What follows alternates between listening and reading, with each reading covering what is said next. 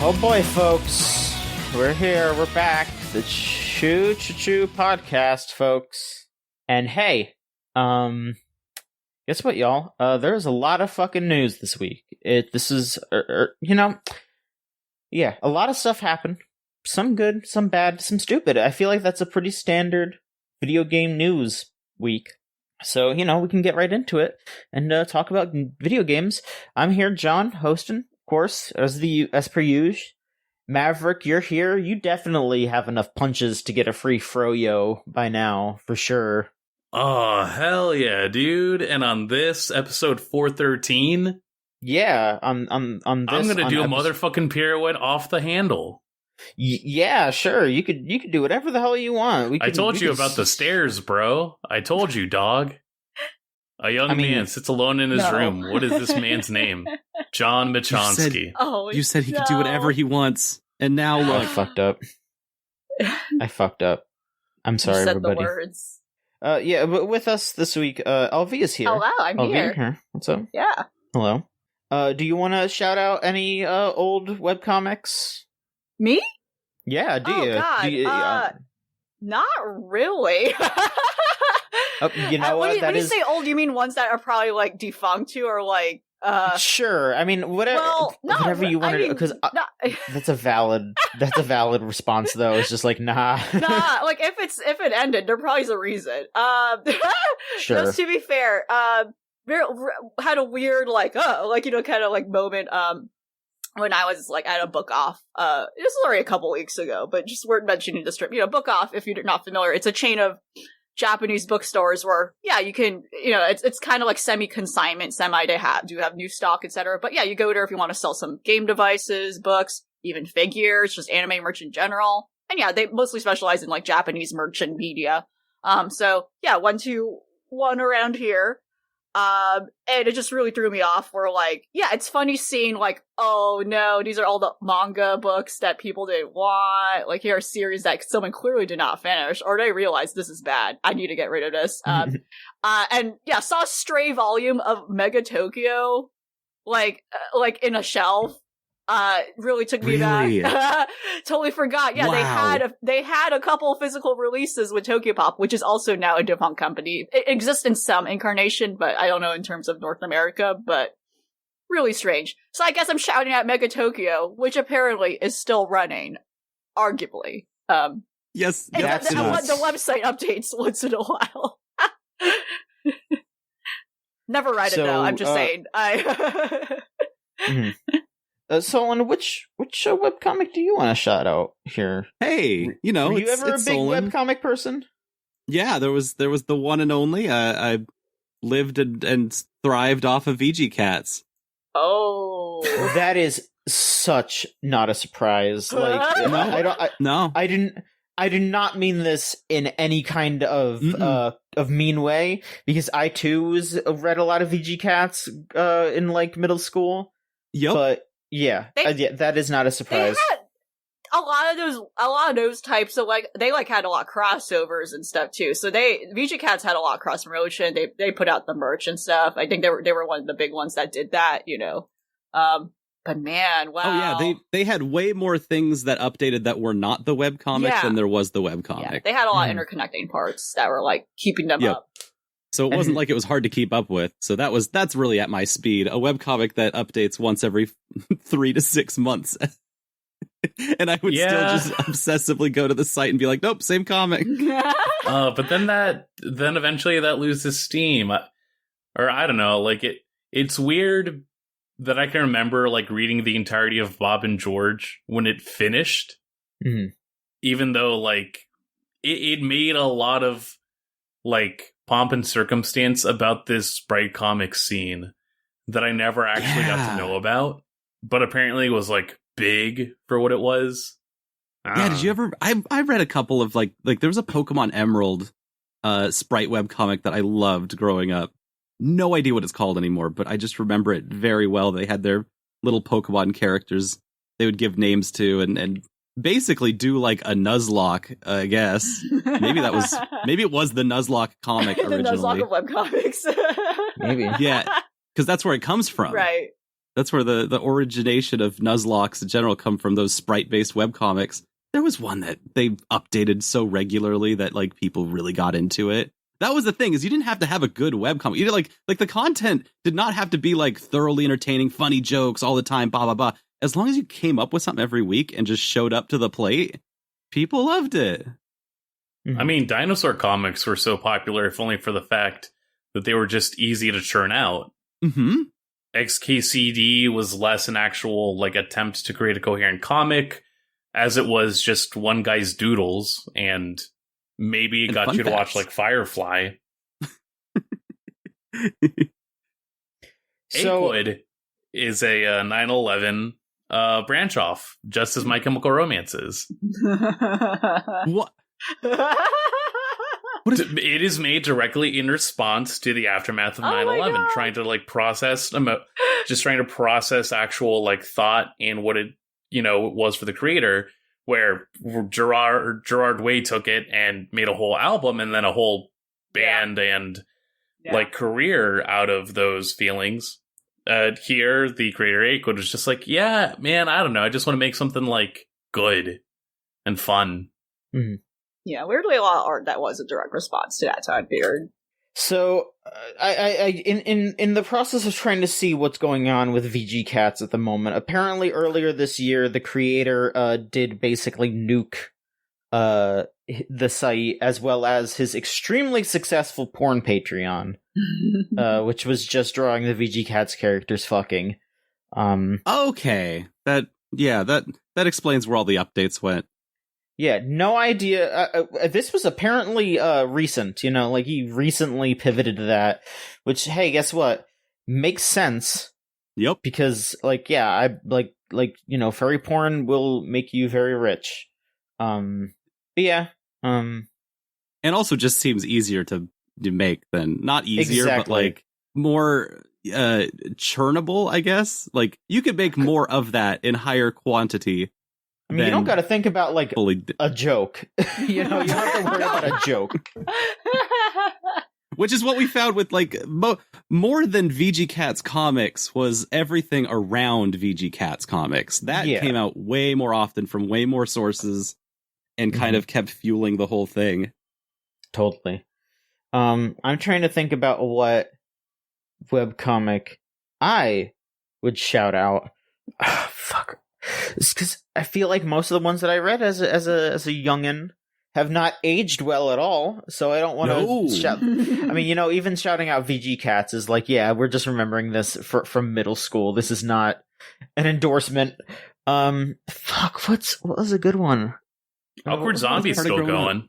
Awkward Zombie's still going on. It's still damn good. Mm-hmm. You're right. I think that is a solid shout out. It's Awkward Zombie because Awkward Zombie's still funny as hell and very of the Katie Tiedrick, good gamer comics. Yeah. Awkward Zombie and great font face. Mm-hmm. If I ever had to say anything to them, I would just be like, your fonts are so good. Mm-hmm. Good stuff. It's good when they just do the hourly comics and you're like, oh shit, I'm still invested in this. Yeah. Still good good punchlines, good fun thing. Mechanical engineers they are now.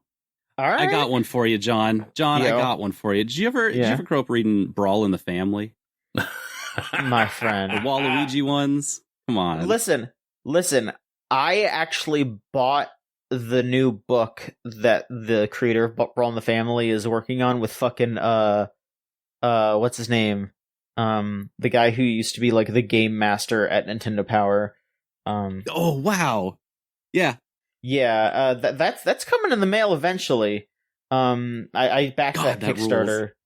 Yeah, they did a Kickstarter and he's doing all the art and here I'm logging into my Kickstarter right now to see what's going on there. That's another direction. You can either go the VG Cats route and just go all in on porn, or you could go into a Kickstarter and there's so many options when you're a webcomics artist from the 2000s. Howard Phillips is the guy's name. Yeah, Howard Phillips and Matthew Tarantino. Toronto. Yeah. I mean, it looks really good. It's Howard Phillips talking about how shit went down in the early days of Nintendo and Nintendo Power. and just really good art by someone That's who so is cool. like, who's honestly like, whose art style is pretty synonymous with Nintendo fandom these days. You know, like that's neat. Yeah, I'm waiting on that. I'm waiting on that book. Very excited to read through that. That'll be fun. So yeah, thank you for mentioning Brawl in the Family. I mean, that was just a good webcomic anyway. That was just funny. They were great. Yeah. And also Dr. McNinja, I had a fondness of. Which one? Dr. McNinja? I don't know if anyone ever read that one. I've heard of it. It was definitely a brand of mid-2000s, not like low random humor, but just it was a very particular way that it framed everything. Mm-hmm. Also the first time that I heard Urgent by Foreigner. Yes, yep. Yeah, no, Dr. McNinja was great because it would be lol random, but then they would have to commit to anything that they made randomly, and that was now the metaphysics of the universe. Yeah. Genius comic. King Radical, folks, the most radical man in the radical land.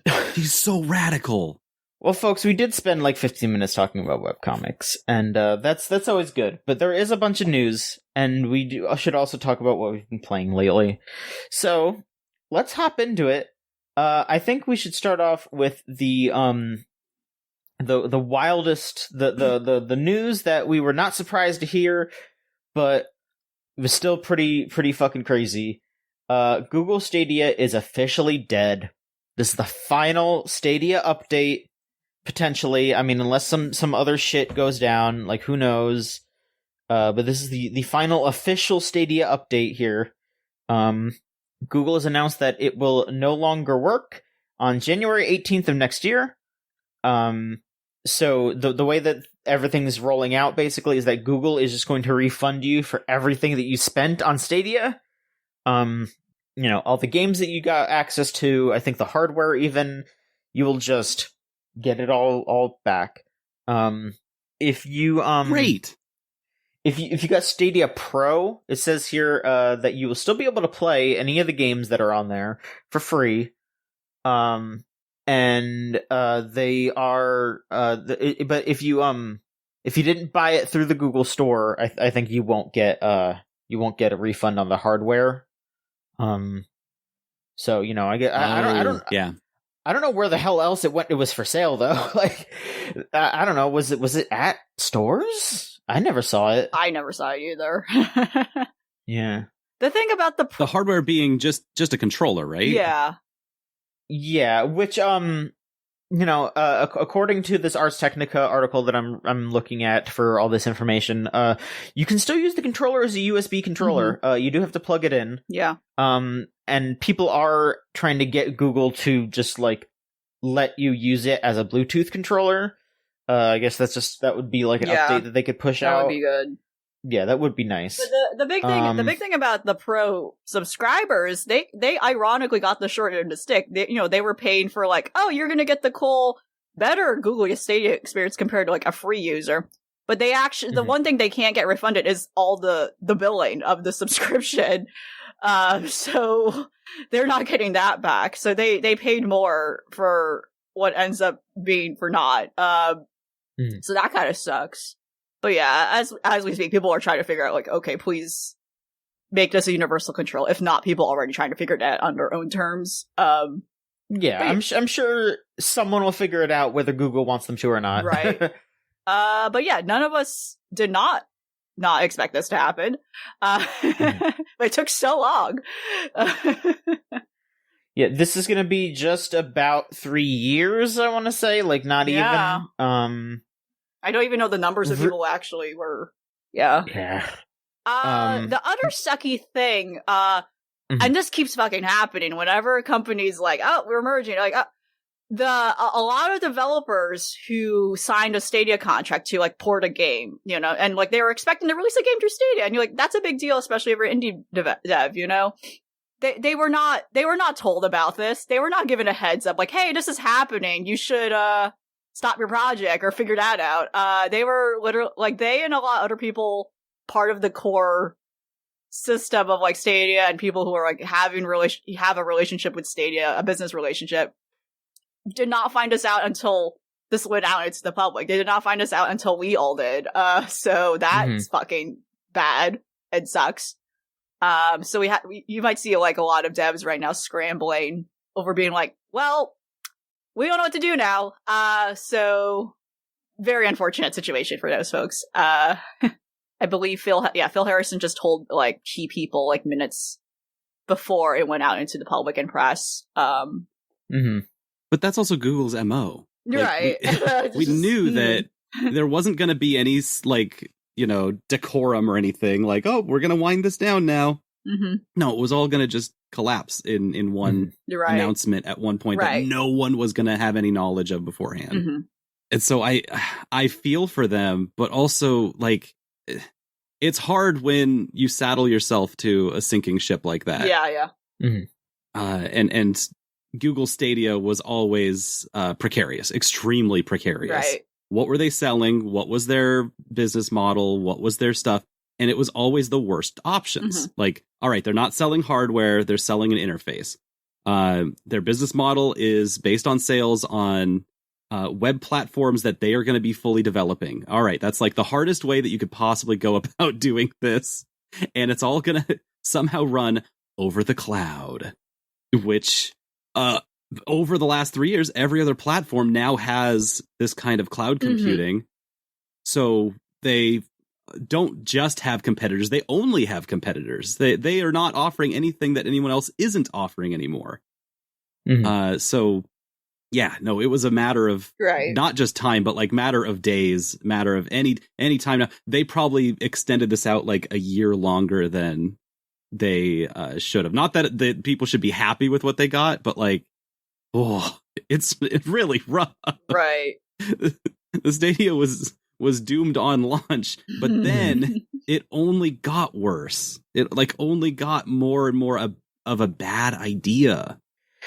Yeah, it was. I think the way that it was described, I apologize for not saying exactly what it was, but I did see a tweet that was basically just like Google had made such a Google has such a history of just shutting their stuff down that nobody wanted to buy into Stadia, and because nobody bought into Stadia, they had to shut it down. Like it was just this circular logic that this is how it was always going to be, just because that's just how Google is. Google is just reaping what they've sown. Like they really have. They are just. They are known for canceling things that even seem cool. Like, to this day, I still see people complaining about not having Google Reader anymore. I see people talking about how, like, hey, Google Plus was, like, finally coming into its own when they shut it down. Right.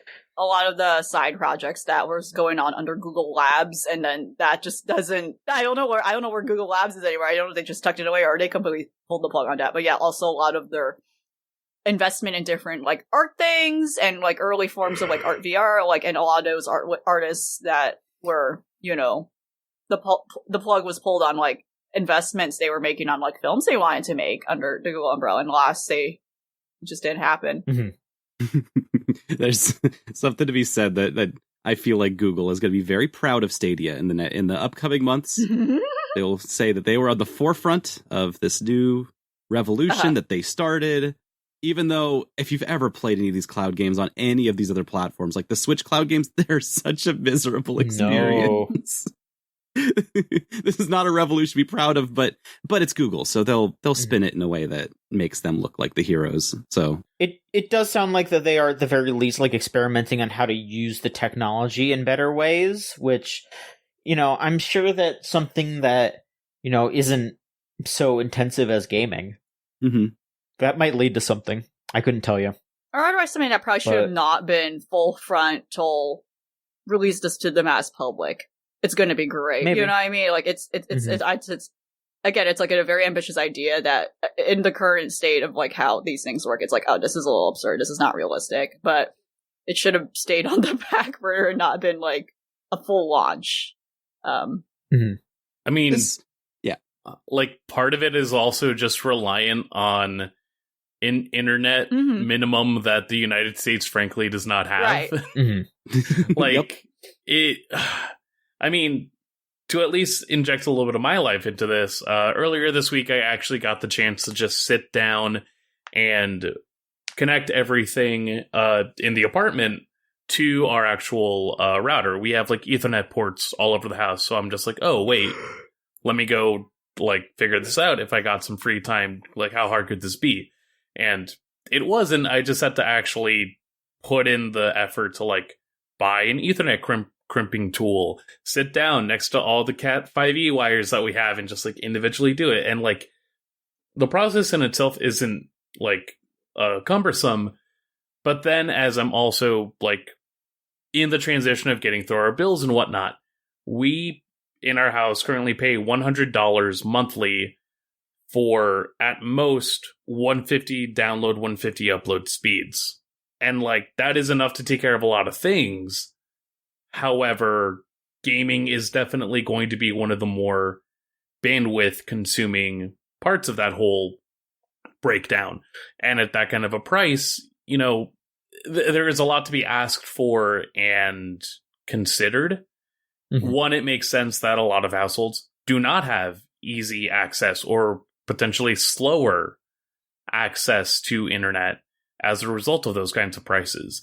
It's also the mattering of like how exactly someone is able to like connect to things, the reliance on Wi-Fi itself, which, you know, time and time again, people can look at and say it is a less surefire instance of how to game than being able to secure a wired connection. And, you know, you can say like, oh, I'm brainwashed now, but fucking it's just the matter of the case. Like the only way I could see the Stadia succeeding truthfully would be in a place like Japan, where you can at least ensure that there is a more specific like setup of a national, or at the very least much more spread out form of internet infrastructure, and that there is a history of like consistent, continual online gaming culture. It exists to an extent here now, but it's at a much more definitive scale.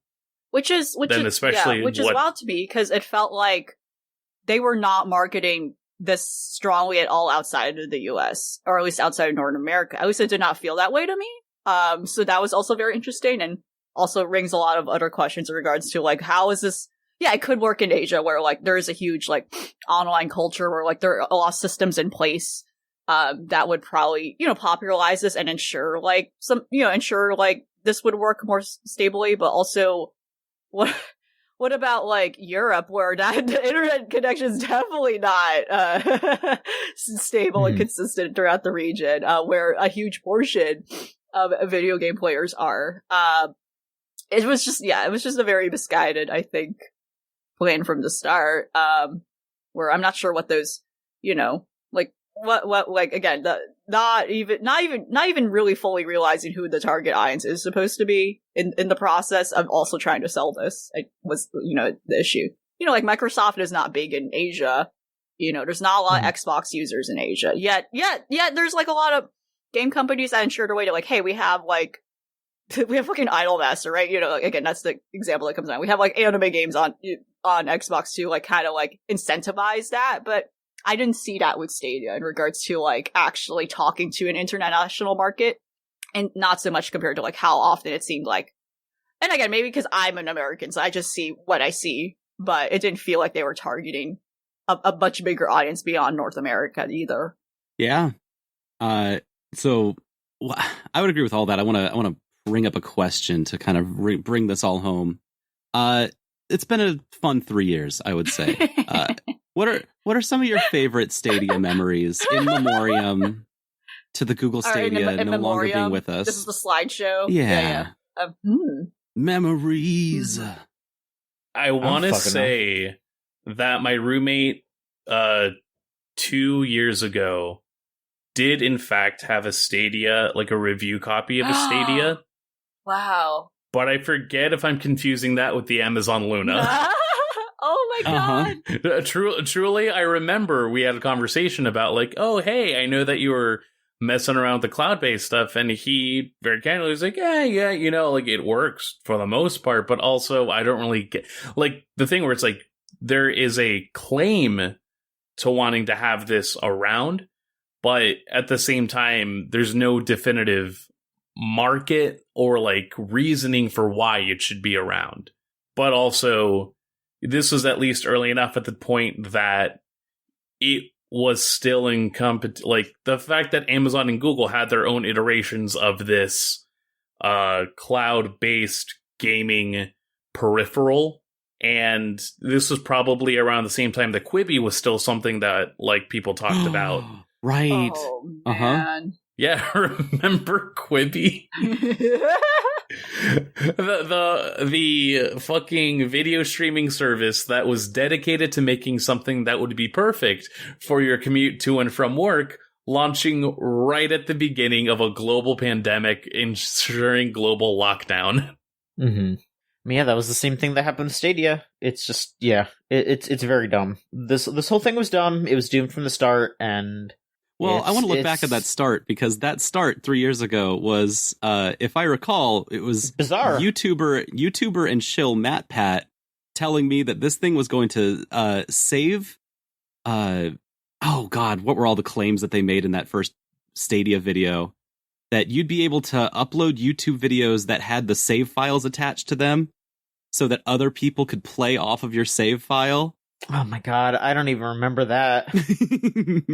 Why? There were so many claims in that video about what Stadia could do, that there was no way that any of those would get off the ground, much less just the shop itself, which was a fledgling and was itself barely getting off the ground.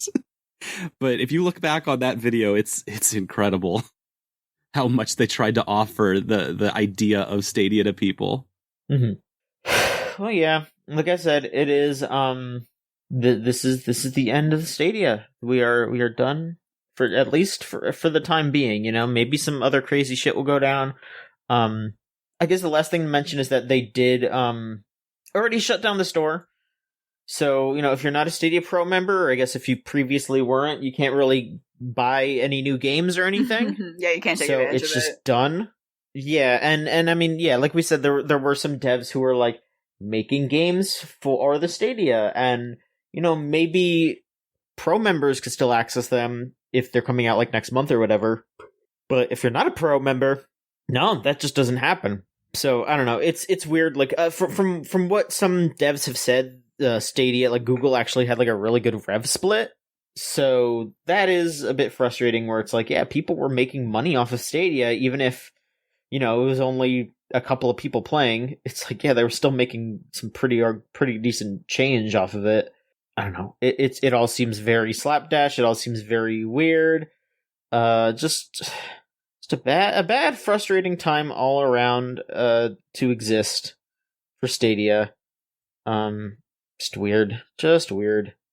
I find a lot of comfort. It makes my life a lot easier knowing that Google is out of the games market again.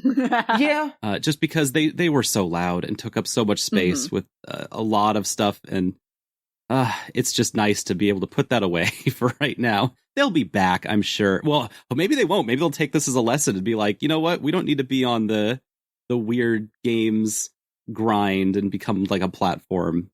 But they'll probably be back. I'm on their subreddit. Gonna read this one post this person made. I'm not gonna read their username because you can find it. An open letter to the Stadia community. They use a red heart emoji, a cloud emoji, and a game controller emoji in the topic title. Hey folks, it's me. I'm not gonna say their username. They might be someone noted, and I'm like, why would they? Hey folks, it's me. Writing this is very hard. It sucks. It hurts. Like, a lot. There's a lot of ellipses. But, Google Stadia will shut down, ellipses, in exactly 110 days. That's bolded.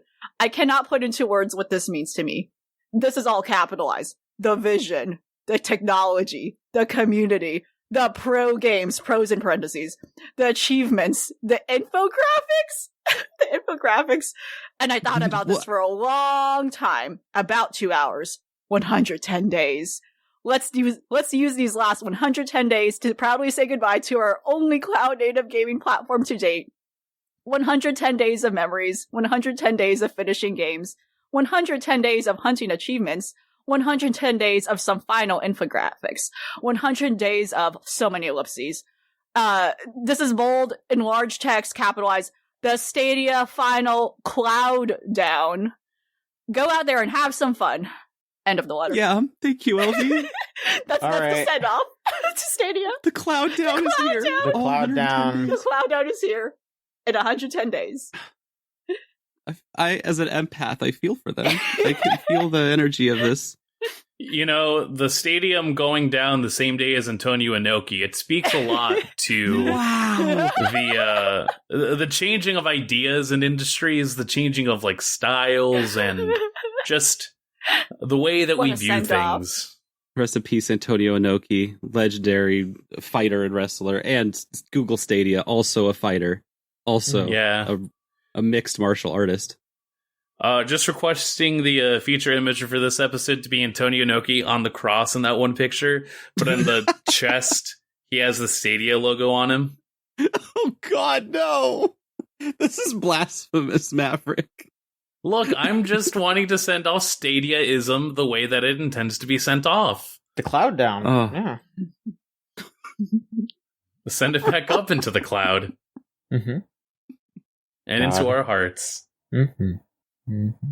That guy really got a tattoo of the goddamn Stadia. I'm sorry. Yeah. Like, we gotta... The tattoo victims that now probably have to think about it, or keep it, or cover it up.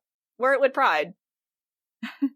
If you're truly proud of what Stadia stood for, you would keep that tattoo. Absolutely. Mm-hmm. I cannot shame someone for the tattoo they get because they are still braver than I am to get something imprinted on their skin. But at the same time, it's like you made a choice, and you're like Tom Hanks at the end of Castaway right now. You're looking at the crossroads, not quite sure where to go, but you know that there is a choice to be made ultimately. And how beautiful it can be. R.I.P. Brian. R.I.P. So yeah, do we want to talk about what we've been playing, or do you want to keep going with the news? Sure, we can break it up. Yeah. All right. Okay. Alvi, it's been a real long time since you've been on. Speaking of breaking it up, Yeah, let's hear what you've been up to. Speaking of breaking it up, a couple weeks ago, there was the second phase of the hot new asymmetrical game Bandai's put out using the Dragon Ball IP. Dragon Ball The Breakers. Again, very easy. Many people ever said it. Very easy to make a balls joke there. You know, the words are too close to each other. But it's called Dragon Ball The Breakers. So it's a asymmetrical online game. The full release is expected to be, it's October already. Whoa. It is October 1st as we are recording this. The full release is expected to be sometime later this month. And yeah, as I was saying, like, they had the second open beta phase a couple of weeks ago from this date, where it was just open to everyone, whereas the first phase of the beta was like, private, if you were selected from a lot or whatever. The premise of the game is that you are a regular ass Earth citizen. If people didn't know, Dragon Ball does take place on Earth. That is planet Earth, apparently. And you wake up in the midst of this chaos. You don't remember what happened. You don't know where you came. I don't know if you don't remember where it came from, but you're like, yeah, you're in a tizzy over like the midst of like, oh my gosh, like the city around me is being destroyed, what have you. And then I wake up to the sight of this blue-haired man, blue, periwinkle, purple. We don't know yet. And it's Trunks, of course. It's everyone familiar with Dragon Ball know who Trunks is.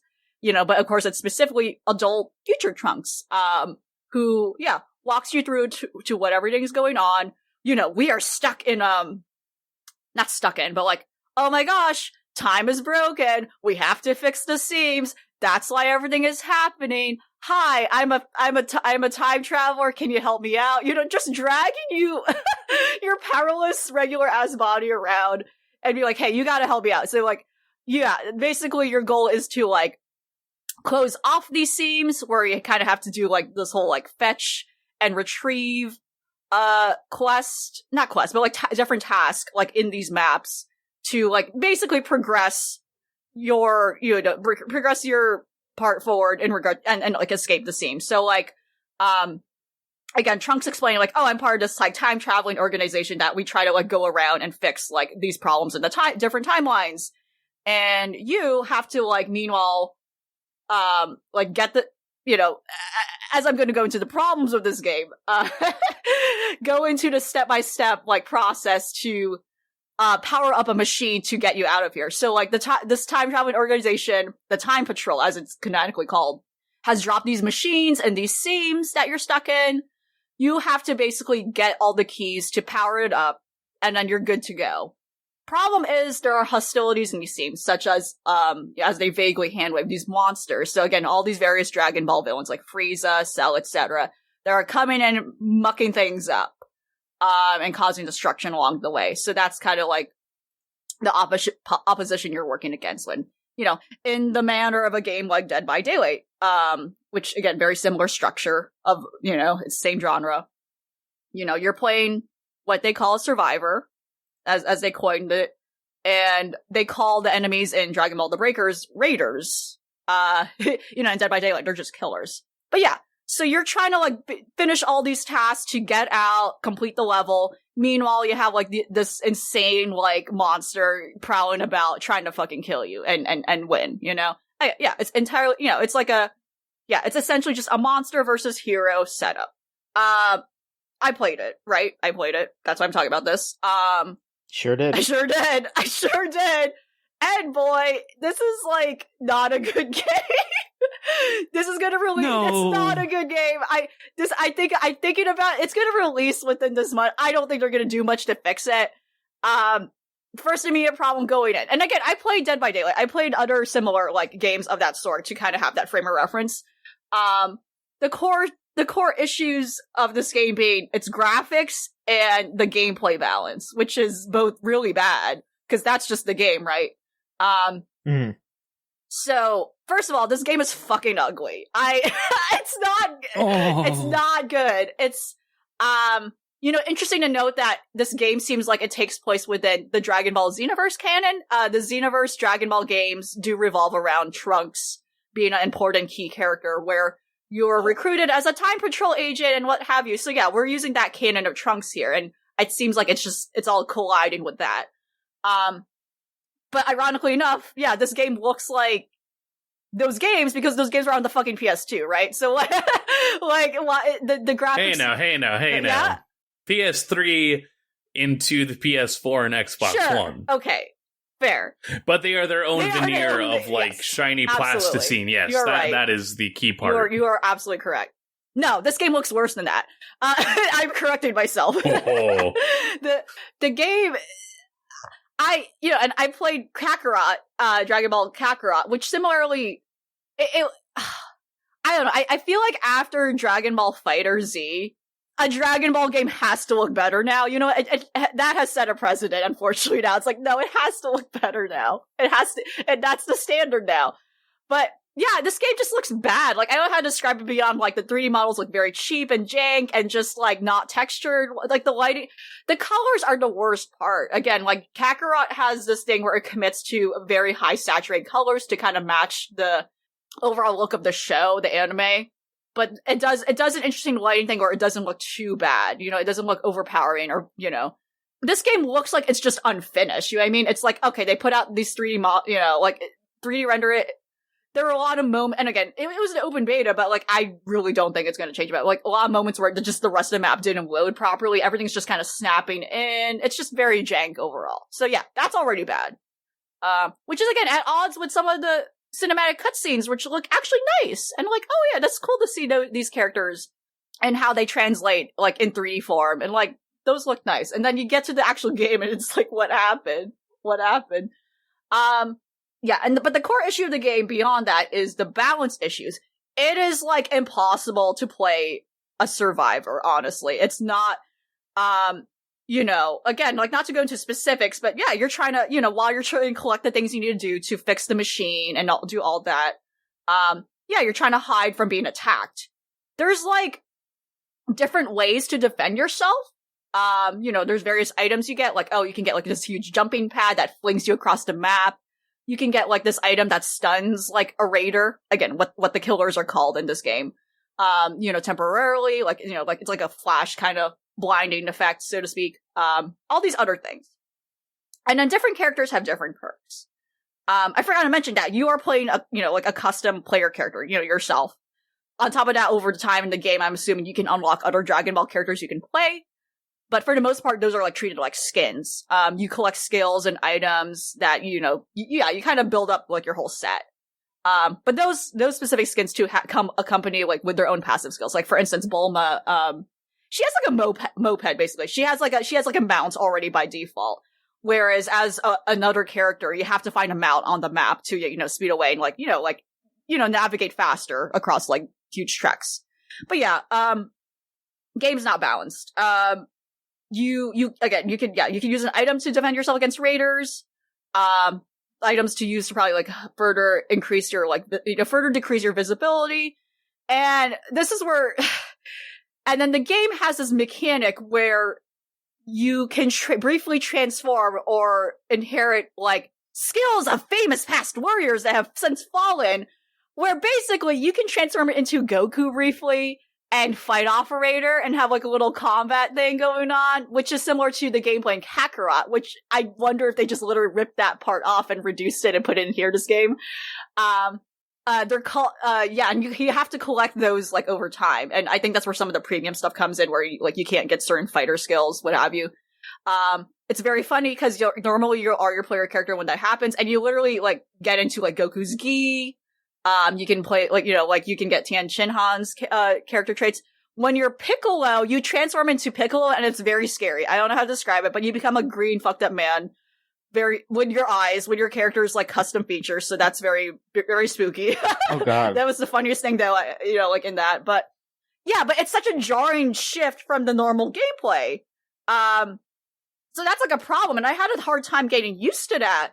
You're walking around as this defenseless person, and then all of a sudden, like, okay, I'm gonna trigger this mechanic where I can fight a raider, and it's a totally different game. I think that's very jarring personally, and like, it's not, like, sure, okay. But in terms of like a standard asymmetrical game, that's like, yeah, it's just way too different from like how the rest of the game works, where you're trying to avoid them and collect things. And then now all of a sudden you have to shift your brain to be like, okay, now I'm playing a regular Dragon Ball fighting game. I'm flying in the air. I gotta like remember all these moves and stuff because there's a timer limit, and then I transform back to normal. I mean, it's a little too, yeah, it's too jarring. But yeah, to the main issue of the main gameplay, there's like no way to stealth, which is the biggest like, question mark. There's no way to hide. There's like no like means to like further just better hide from like these monsters that are gonna kill you. You know what I mean? Once you're hit, that's pretty much it. Like there's a leveling scale where you can get better health, etc. But like from the starting point of the game, it's so difficult. Like once you're hit, that's fucking it. And then like you're just gonna be fully like beaten down, and have to sadly wait for another player to revive you. You're very defenseless in a lot of ways that the game could have like given you better metrics to use to defend yourself as a survivor. And there's a fun mechanic where you can collect all the Dragon Balls and like in the map as a side thing, and you can, once you do that, you can use that to like buff yourself or buff your teammates, etc. But to further just show the imbalance with the game, like if you play the Raider can also collect the Dragon Balls. One of the perks they get that the survivors don't get is invincibility. Like just full on invincibility for the rest of the game. They cannot take damage. So like what is going on there? And the scale that and again, structured like a 3-phase system. The more items, the more you progress your task, the Raider increases in power. Again, Frieza becomes final form Frieza, like, by the end of a game, if you don't, like, finish everything on time. And it's just the scale of their power is just so proportionally immense compared to what the survivors can do up to that point in time. And I guess, like, one last thing to nitpick at this is also just, the queuing. Yeah, when you're doing the task, there's a queuing time. They're so long. They need to be shortened. I think they need to be shortened, but they're so long. They're, like, probably 30 seconds. You're trying to revive your mate over here, and then Frieza's like flying on by and can just kill you too. You know what I mean? There's just so many like numbers and meters in this game that are just off. Not even just slightly, but just way off in terms of like how much they measured the difficulty in regards to the balance of a survivor versus a raider and vice versa. The raider is just way too powerful right now. And I perhaps that's something that can easily be debugged before the final release of the game within this month. So, but I don't know in terms of like how much is that going to change. Overall, like, yeah, I and admittedly though, like, again, it's like a stupid Dragon Ball game and I did have fun with it, but there were just like immediately sitting down, like, wow, this is not going to be a good game, is it? And I played through it, but it's certainly not a good Dragon Ball game for sure. I don't think it will be. There's a lot of other ones you can play instead, but it definitely has this feel of like cash grabbiness to it that this was just quickly churned up because. Again, when me talking about how the graphics look bad, it definitely reeks of like they just took a bunch of elements that did succeed in other Dragon Ball titles and just mushed it together, right? And yeah, definitely also not going to question the logic of the narrative too. When as is Dragon Ball is insane and does not make sense most of the time, but it is a little weird that you're kind of like shoehorned in the game and not really fed more information up front over like what's going on. Why are characters like Goku and Piccolo absent and stuff like that. But again, this could be, based on Dragon Ball time, like this could be the broken timeline, whatever. But yeah, I don't know. I don't think this will be a good game. That's so fascinating that just the choices that you're talking about being made. Cause like, obviously, if I was just a random guy in the Dragon Ball universe and I had to, face off against Perfect Cell, I die. Yeah. I die. That's it. Kaput. Which is that sounds like such a cool place for a game to be set, Mm-hmm. And this style of an asymmetric game feels so inspired. Yeah. Like the concept is genius, is way beyond, it subverts everything that is Dragon Ball. Like a show that's entirely about increasing your power levels and getting strong. It's like, no, you don't get that option. You're just a regular guy. You have to fight Perfect Cell as a regular guy. Especially with the How do you do that? The teaser of like the farmer character, which is like a fun recurring comic character in the series. There's like, oh yeah, because for some reason, like in his bit being like he keeps being the first person, like one of the major enemies see, and like you just shoot. It's like he's such a funny. The idea of finally playing just a normal ass person in the context of the chaos that is Dragon Ball is a really funny concept, and I think in due That's time. Great. But the execution of it is so bad.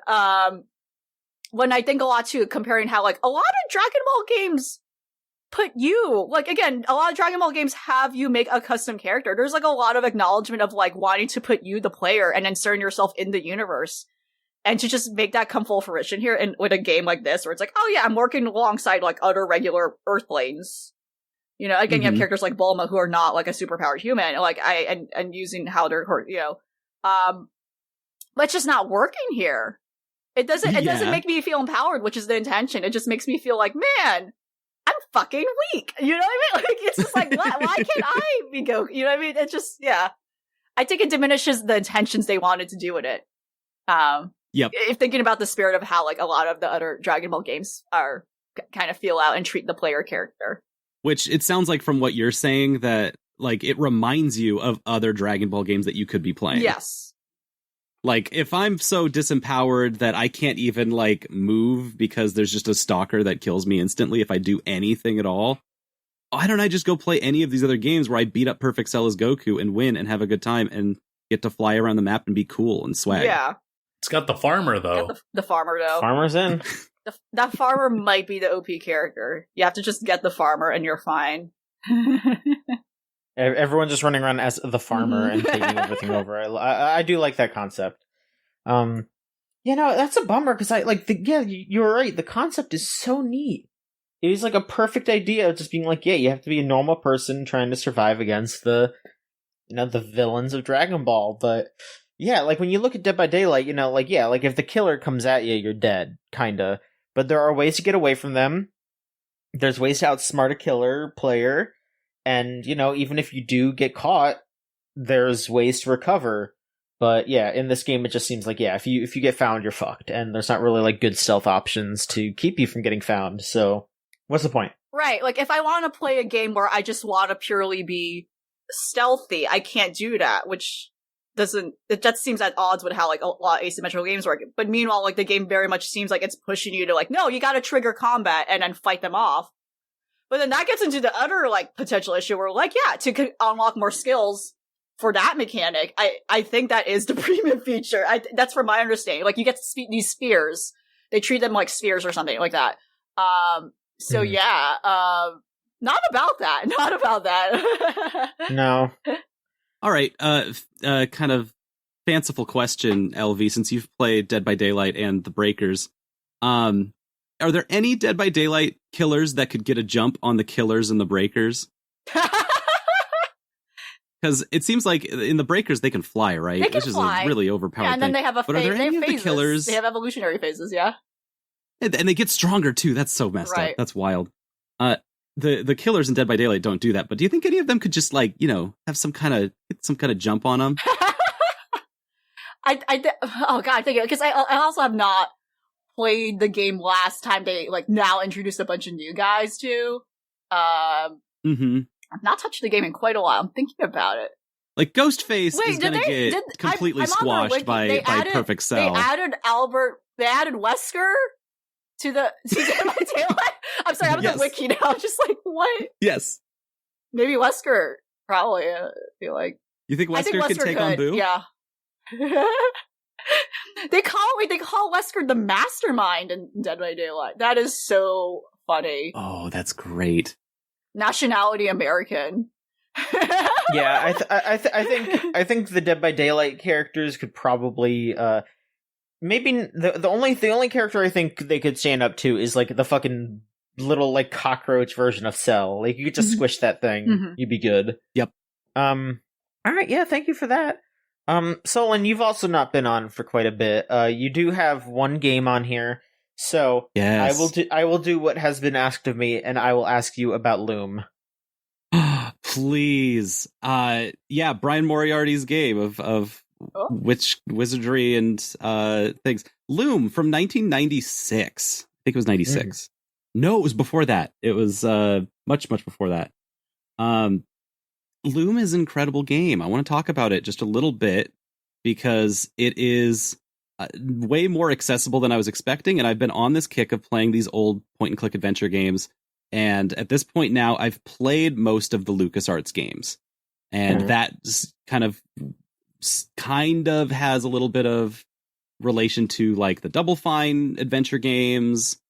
And so we've got this nice library of fun, fanciful, silly games that have been popular lately because Secret of Monkey Island had their new game that just came out. They returned to Monkey Island, and when you return to Monkey Island in that game that just came out, they have the Loom guy there, whose entire thing in this entire franchise has always been just ask them about Loom, and they'll tell you about Loom, which otherwise no one would freaking know about this game Loom that LucasArts developed in the early 90s that is beautiful. So they inserted an in-joke, but then not many people are aware of it. And you decided to dig deeper. Like, what does this mean? And so I have not played any Monkey Island games, actually, which is really funny. I only know about this one-off joke from hearsay. And so I was like, no, I need to follow down this because this joke that they put into Monkey Island is way too passionate. It is just a man who monologues about how much they love the game Loom and how much they sell it to you, right?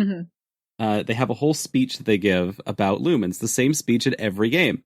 And so I finally broke into Loom and found that it makes so much sense why they push it so hard as an off joke in this one game. Like they were like, hey, you're playing this game that is much more popular, but you should really be looking at Loom because what they do in that game is way beyond what you'd expect out of the time period, out of the style, out of LucasArts. It's cool. It's very cool. So Loom starts where you are something of like a fledgling wizard. It's your 17th birthday, and your name is Bobbin Threadbare, the youngest member of the Weavers Guild. All right. And they have this kind of disc. What is it called? Disc space? No, what's the novel series? Discworld? Discworld. Yeah. They have this kind of Discworld aspect where it's all of these guilds represent like themselves and their magics that they can weave or cast or smelt. And that's what they do. That's how they live. And their entire societies are centered around their specific type of magic. And so you head on over, you start out, you head on over to the giant loom where your other guild members are at, and they look at you and they go, "Oh, fucking Bobbin's here. You piece of shit. You suck. We hate you. You are the arbiter of all things terrible and horrible. We know that you've been birthed upon us to usher in the apocalypse, so fuck you." And you're like, "Hey, it's my birthday. Can I be in the Weavers Guild?" And they go, "No." And then they all are like immediately teleported to a beyond space, a beyond plane. It's not clear if they die or if they are just flying away. They literally transform into swans and like fly into another dimension against their own will, but also they're happy to get away from you. Oh, man. And so you are immediately presented in front of the loom, the titular loom that is gorgeous. It's covered in rainbows. And they drop the staff of magic that they were kind of going to bequeath to you, but didn't want to because, you know, you are the usher in the apocalypse or whatever. And this staff lets you weave magic. You weave magic by playing a 8-note scale.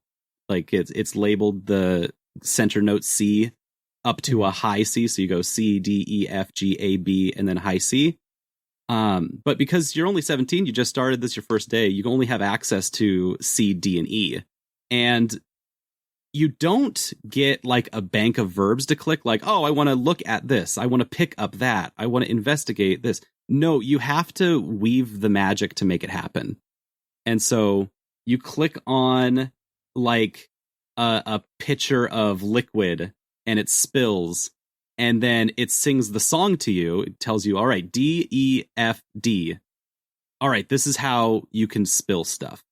If you weave this with your wand, you can now spill stuff.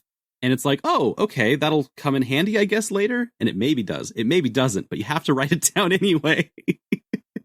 And so you travel across the worlds learning these different spells and finding out what the hell happened to your guild and why you are ushering in the apocalypse. It's sweet. It has like kind of a macabre tone to it, but it keeps it really like you are optimistic about the world. It's not going to end. That's ridiculous and foolish. And so you go around to all of the other guilds learning new spells that you can weave. And the coolest part is that you find out if you play these songs backwards, you can unweave them. So if you see that beaker that's spilled, if you did the opposite of that song, it'll unspill stuff. It'll refill things, in fact. And you kind of just use this loom logic to solve the puzzles within the game, talk to characters and get to know them. And some of them hate you also, and some of them are violent against you, and some of them are not. Some of them are helpful and friendly. But it was awesome. It's an incredible adventure, and I cannot recommend it enough. And the coolest part is that it's really cheap. It is cheap, and it's only 2.5 hours long. That's the biggest selling such our point. old games. Yeah, it's like wild. the perfect length. Oh man! And so yeah, I found that Loom was extremely magical and had all of these little parts of it that were whimsical and fun, but also like heavy and heady and thoughtful, and it was very much like reading a fantasy novel like Discworld. So if you like anything like that, I highly recommend it. And it was awesome. It was so cool. I'm glad you enjoyed it. That's nice. Are you now interested in playing the Monkey Island games, maybe? Or Oh God, I am. That's the weird part, is that like to get into the Monkey Island games is actually more expensive. Right. That's like what it comes down to is I was waiting for sales on a lot of this stuff, but then Loom is in this pack with other LucasArts games in Steam. That's just like Loom, The Dig, and the Indiana Jones point and clicks, which are my favorite, which are incredible games. And so I was like, wait, this is a no-brainer. If I could just pick all of these up together for cheap, I get to finally play Loom, and it blew my mind. That's awesome. I want to say more things. There's a lot of bits in there that are like really cool to explain.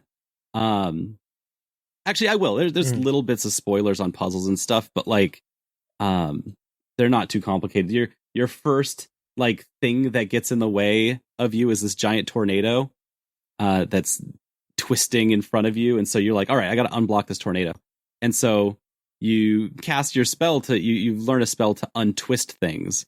And so you're like, all right, I'll untwist the tornado. And it works. And you're like, whoa, huh? Okay, sweet. That's my untwist fucking tornado spell. Great. And then later, you run into a guy who's so proud of his super sharp sword. They are a guild of smelters, and they are smelting the final blade of an army that they are going to rise up with. And you're like, oh, I want to stop that. That's no good.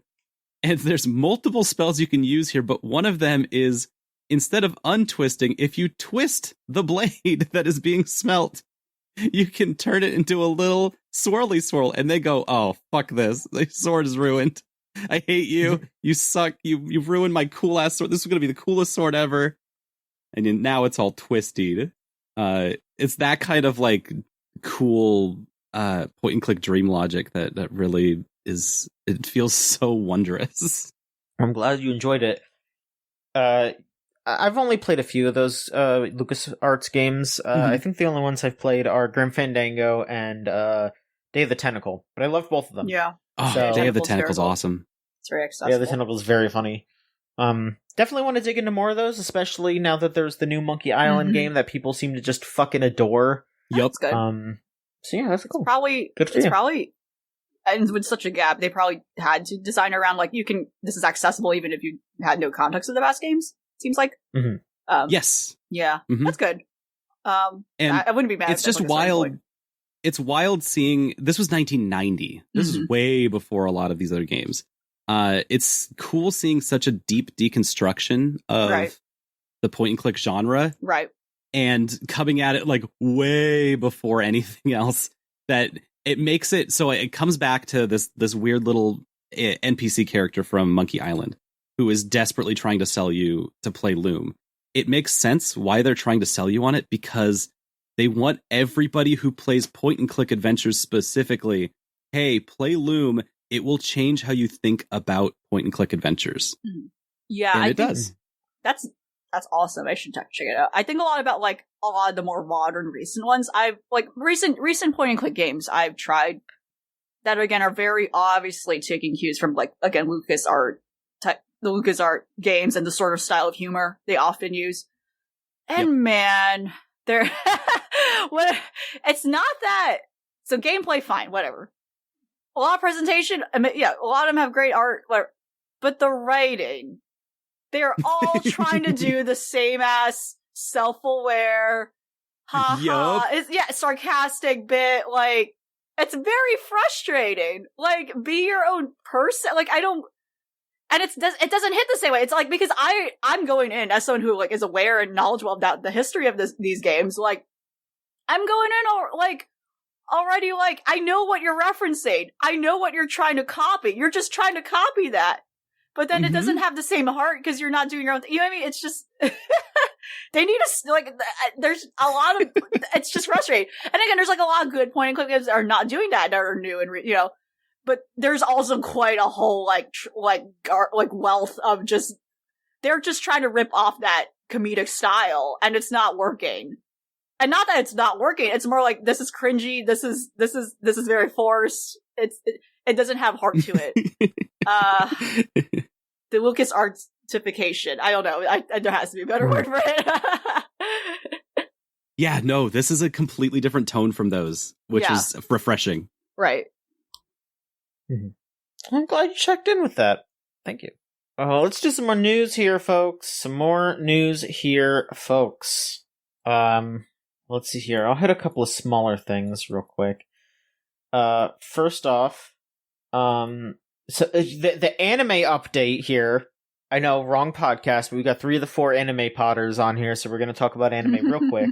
It just does have to do with video games, though, because HBO Max is still pulling shit in more ways than one. You know, they are pulling some shit, and they are also pulling some shit off of their streaming service. The current thing that they have removed are a couple of anime series that Adult Swim helped fund and make.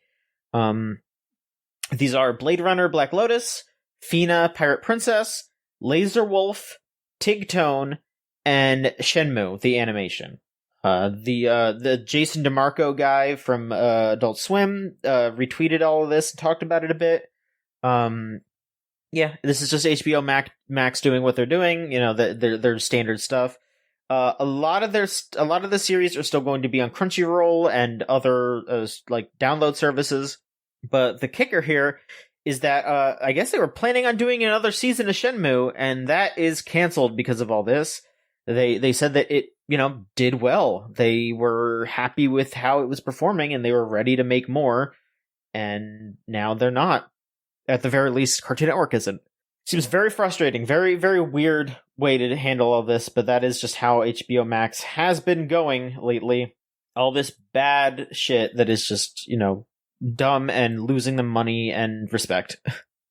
That's very weird hearing you say that studio heads had wanted to go forward with Shenmue. I don't think I've ever heard anyone be so optimistic around that game. Yeah, I mean, you know, it's the animated version of it. I don't know what was different, what they were doing with it, but you know, people like what's on Toonami. You know, there are. If you look on Twitter on the nights that Toonami airs, that shit very regularly trends just because people have a good time, like treating it as like a tweet along event, like, you know, watching the anime and chatting about it with anime fans, like. It's, you know, like, that is the thing, is, like, you look at how streaming works and how it's like, yeah, you know, like, this comes out day and date and all that, and we get all the subtitles and we're ready to watch, but not everyone's watching all at the same time. Toonami is something that brought people together. It was like, yeah, we are all watching this at the same time. We can all talk about it together. And I think that's legit neat. But yeah, I don't know. We'll see how this all shakes out. No word on if any of their other projects are canceled. I am very worried about Uzumaki now, like, which is a big old bummer because I really, really, really want to watch that Uzumaki adaptation. Yeah, the little. Well, don't worry. You'd be able to support Junji Ito right now when you buy his new NFT project. Yeah.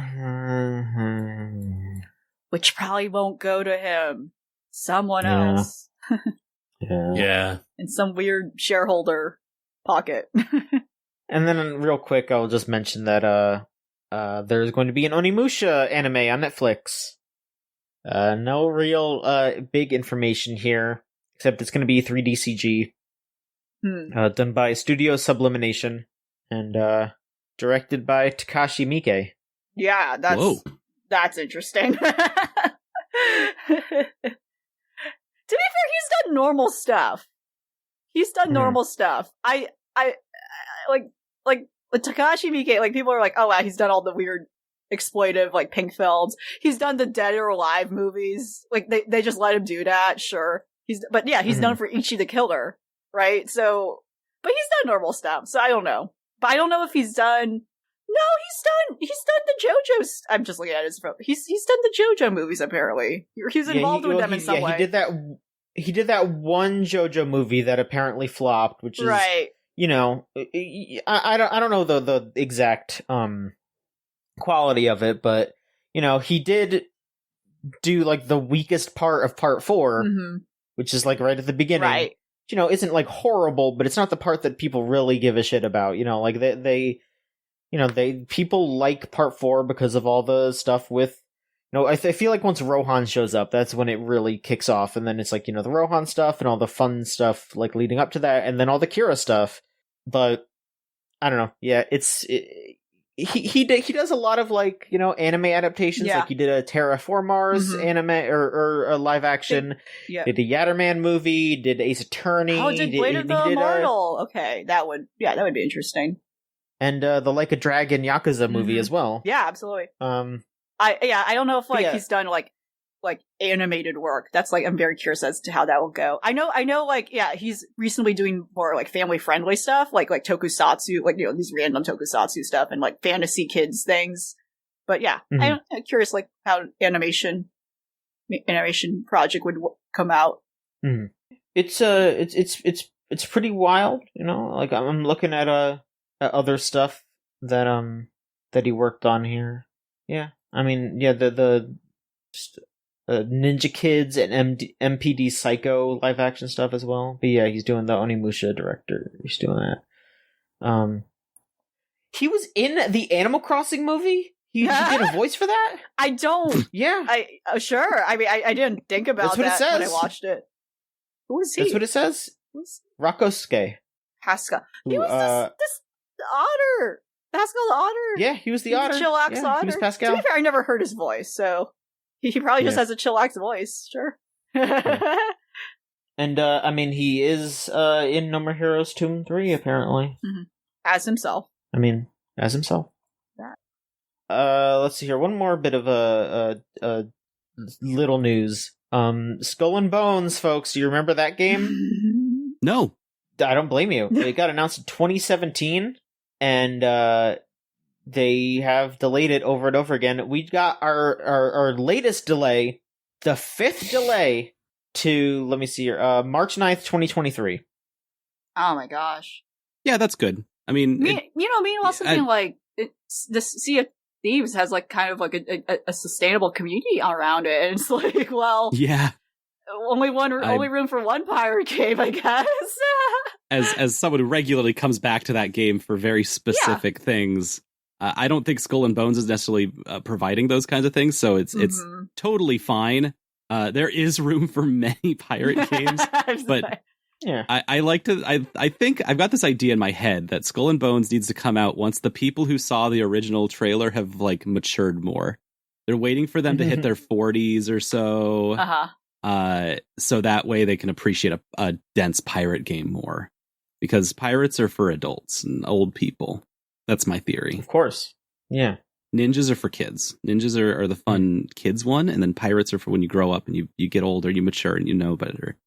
Yeah, you go. Okay. I push back on that. There once was a man by the name of Gold Roger. Come on. It's more adult because there's more alcoholism. Don't take this seriously. This is my stupid. At that point, you lost your body parts. You have like a wooden leg. The you're losing your eye. Obviously, the One Piece is real. You have more issues with nutrient deficiency. You have to like, you're getting scurvy. I get it. It's just scurvy. You can appreciate the finer things of pirates. The trajectory once you're old, pirates. Eat some citrus, y'all. Absolutely. We didn't put it down, but I think an interesting opposite. Quick, if I can throw in is Scorn. Scorn, the first person horror game that people seem shows. That's very obviously inspired by H.R. Geiger and like other horror Eldritch kind of themes. They were originally set to release at the end of October this month, so like around before Halloween, but a little I think around so. But I've never heard of this in games ever, especially in recent years, but they actually are releasing a week earlier than expected. Their development is apparently going well. So, yeah. What a rare thing to hear in games right now. A game actually they're finished with the game and they're just bored. They're like, just bored. They're just waiting. Yeah. Why are we waiting for like a month? Can we just wait for like 2 weeks instead? I mean, they pushed up Xenoblade 3 as well, Look at that. We got some. Maybe it'll be a pattern. Well, maybe not. I wouldn't want it to be a pattern. That means people will rush, but that's nice. Look at that. I mean, like that is something that could happen if there's no crunch. Because Right. I mean, I don't know about Scorn, but I do know that Monolith Soft is like pretty pro worker from what I've heard. This might be wrong, so if this is not true, please tell me otherwise. But like, I've heard that they are pretty anti-crunch over there. So yeah, hell, I mean, there were like rumors going around that Xenoblade 3 was done like last year before they announced it. It was one of those things where they were like, yeah, they're just going to announce it in January and like release it in February. And they didn't do that. They did announce it and gave it like marketing and time to breathe and all that. But like, the fact that it really did sound like it was done, and maybe some other devs are doing that because like the new Fire Emblem game from what I've seen is done. They are just sitting on it. So, maybe they'll push that up too. Because they'll just be like, yeah, it's done. It's all printed. We're just hanging out, whatever. I mean, I'd rather it be like that. I'd rather it be, let's not give a release date until it's just fucking done, and then we could just put it out whenever. And if we feel like it, we could push it up and just be like, here you go, folks. Here's a little surprise for y'all. You get to play it a little early. There you go. Like that's. Let's do that more. Let us do that more. Absolutely. But yeah, I don't know. I mean, from what it sounds like, I think Ubisoft Singapore is making it, and Skull and Bones rather. Oh. Uh-huh. And from what I have to fact check this. I'm just claiming shit today. I apologize. But I saw some talk that like maybe the reason why they have to finish this game and they haven't canceled it is because there is some like agreement with the Singapore government that they need to just be able to like put something out that was made in their country, basically, just like not waste their money, I guess, which I respect, but also holy shit. I can see it. I don't know what Singapore's like I don't know Singapore's whole deal in regards to like art grants, etc., but I'm not surprised. Mm-hmm. Yeah, like not to stir any like if nothing, but I can see that I can see that making sense. Like we can't fund this subsidiary if like you're not going to put a project out. You know what I mean? They're just being held hostage, sadly, and like that's sadly also paying people. So that's paying workers. You know what I mean? But I could see that makes sense. That absolutely makes sense. Like studios all the time, if they're like on a grant system, if they're being paid public funds, they're obligated to do certain things in to get those funds. So I wouldn't be surprised if that turns out to have some truth to it. Mm. It's a very strange game, very strange release. Who knows if it'll even come out then? I mean, like I legitimately wonder at some point like why it's taking so long, because whenever they show it, it's the ship combat from Black Flag. Like they made that already. That's a game that's out. Yeah. I don't know. Very weird. All right. Maverick, what's going on your end? You've been playing one of the recent you've been playing a hero shooter recently. One of the big hero shooter releases that everyone's been looking forward to, and it's super popular and everyone loves it. Overwatch? Which hero shooter? You're playing Overwatch 2 already? Wow. Yeah. Oh boy, those Overwatches. Winston's checking in. The Hamada clan is really up to something, let me tell you. And what's his name? Morrissey? No. Butch Cassidy? No, that one. Oh, he sure is up to something. Folks, I've been playing Gundam Evolution, which is a game that deserves your time and attention. And if you're going to be playing a hero shooter, play that one, because it's fun. No, I am not well versed in a lot of hero shooters. I have not put too much time into Overwatch, not put too much time into, say, Team Fortress 2. But the little that I've played of Gundam Evolution has really just been fun overall. Part of it in the fact that, as I had alluded to, being able to have a secure online connection just makes any game online fun, because you can at least actually not worry about whether or not you're just going to drop. And this game, understandably, has a very hard penalty for people who drop. Oh. if you drop just in the middle of a game for whatever reason, or you leave, it's at least saying, hey, you can do this, but just know that you can't enter another game until this one is over. Which, understandable. In an effort of having to work around definitely one of the more, like, persnickety sections of video gamers when it comes to, like, how quick and how often they will process through, like, their win-loss ratio and try to get those wins up. It's at least a decent payoff. Like, just, hey, go get a glass of water, go get yourself steamed off before you try and jump back in, because you're not going to have fun if you keep trying to, like, play when you're so heated. But as for the gameplay itself, it is a very interesting list of just what exactly is included for the actual characters. So, in a way that you would have your standard, like, array of heroes, here you have a list of different mobile suits that you can choose from, each with their own difficulty rating, and just sort of, like, highlighting the kind of character that they are.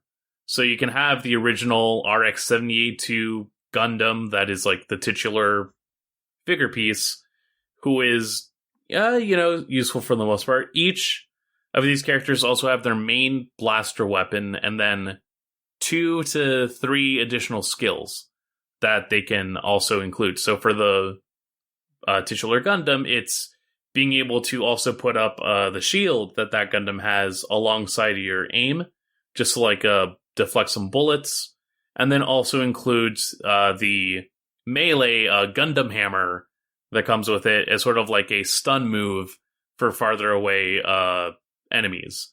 It also includes the Zaku 2, other later installations like Gundam Barbados, who is more like if you've done Genji in Overwatch, that's sort of what you're looking at. A melee-based weapon in the hero shooter that is, like, just constantly coming at you with speed and a lot of options.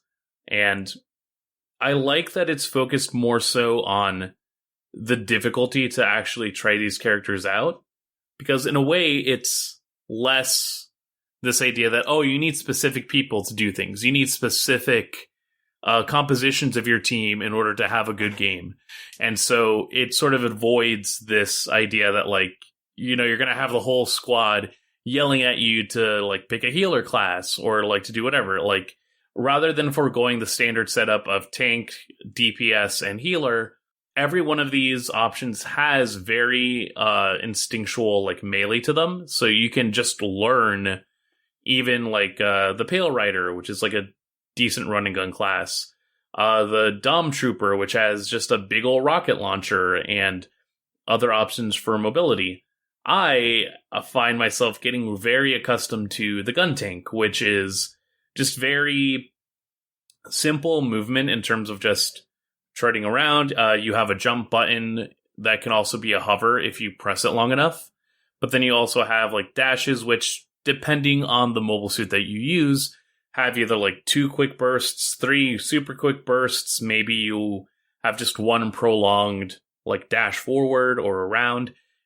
And for the gun tank, the main weapon is just this turret cannon that you can keep firing on your person until it overheats, or, just at least meter it out enough.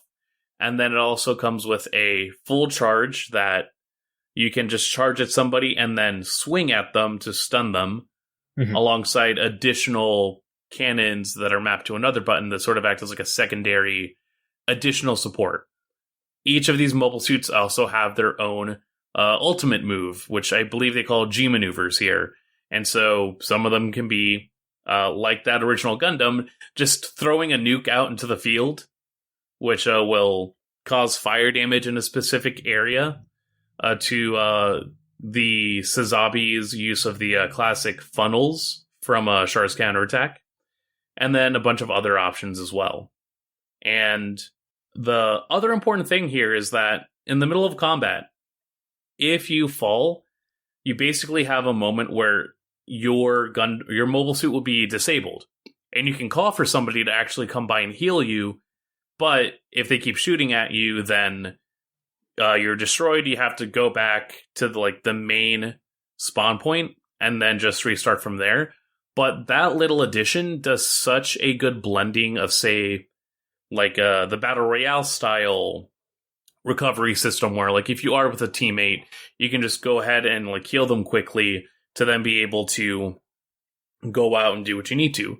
Some mobile suits do have their own, medical equivalents, where it's, you can have one mobile suit who, one of their secondary moves is to sort of, tether to an ally so that you can still provide, direct healing, or, if you go to revive somebody, you might have just a quicker revive time because that's one of your skills. That still makes those characters viable, but it's not like you necessarily need them directly, because any one of these suits can go ahead and give you a quick revive if it's not hot. But boy, does this game get hot when it wants to get hot. The main sort of gameplay modes come down to capturing the objective points, being able to attack or defend goalposts, actual the classics of hero-based team shooter mechanics. I don't need to go on and on about how they are, but for the most part, they play pretty well. I mean, again, I'll go through my actual list of what I did during a match and think I could have done better, but then it'll say oh, you got 24 kills. And I'm when the fuck did that happen? You're cooking. Because it all just, it goes at a blur sometimes. Mm-hmm. But at the same time, it's oh, okay. That didn't go awfully. You can have some real tilt moments, though, because if a team's good enough, they will be able to get your ass down where, it's basically spawn killing. But outside of those moments, when you're able to actually get, that momentum and the rhythm where maybe you got down quicker than you'd but then you immediately come back in and you're just taking care of business. You're healing people that are on your side, and you can actually feel that run back. And that at least lets you secure an objective point for that one extra chance to get to sudden death, or you're at least able to hold down the opposition so that it's not just a clean sweep. It feels very empowering in a way that it makes you want to continue playing versus almost every other instance. If you remember my rage moment last week about Splatoon and the way the players refuse to metaphorically wash their asses when it comes to being able to play the game about inking your base, this is at least different, where it definitely humbles you immediately. That does raise the bigger question of people, unfortunately, conditioned and used to how, unfortunately, the culture and community of some games like Fortnite and Overwatch, and they're sadly applying that when they decide to try a different game. That's what I'm thinking. I think that was a discussion brought up when, there might be a lot of new players who never played Splatoon before, probably jumping in, and sadly they have that mindset. Right, and, that's at least a difference where you have an entire alternative viewpoint on what the team-based squad shooter can be. And that on its own is awesome. Here, it's at least refining a lot of those aspects in a way where anyone can jump in, anyone can hop on. And it's less this idea that, you need to be able to do the most perfect run of, a team possible.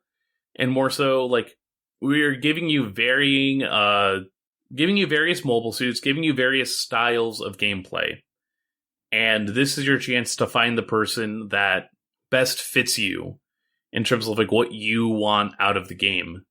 And I think that's a very beneficial way to go about it.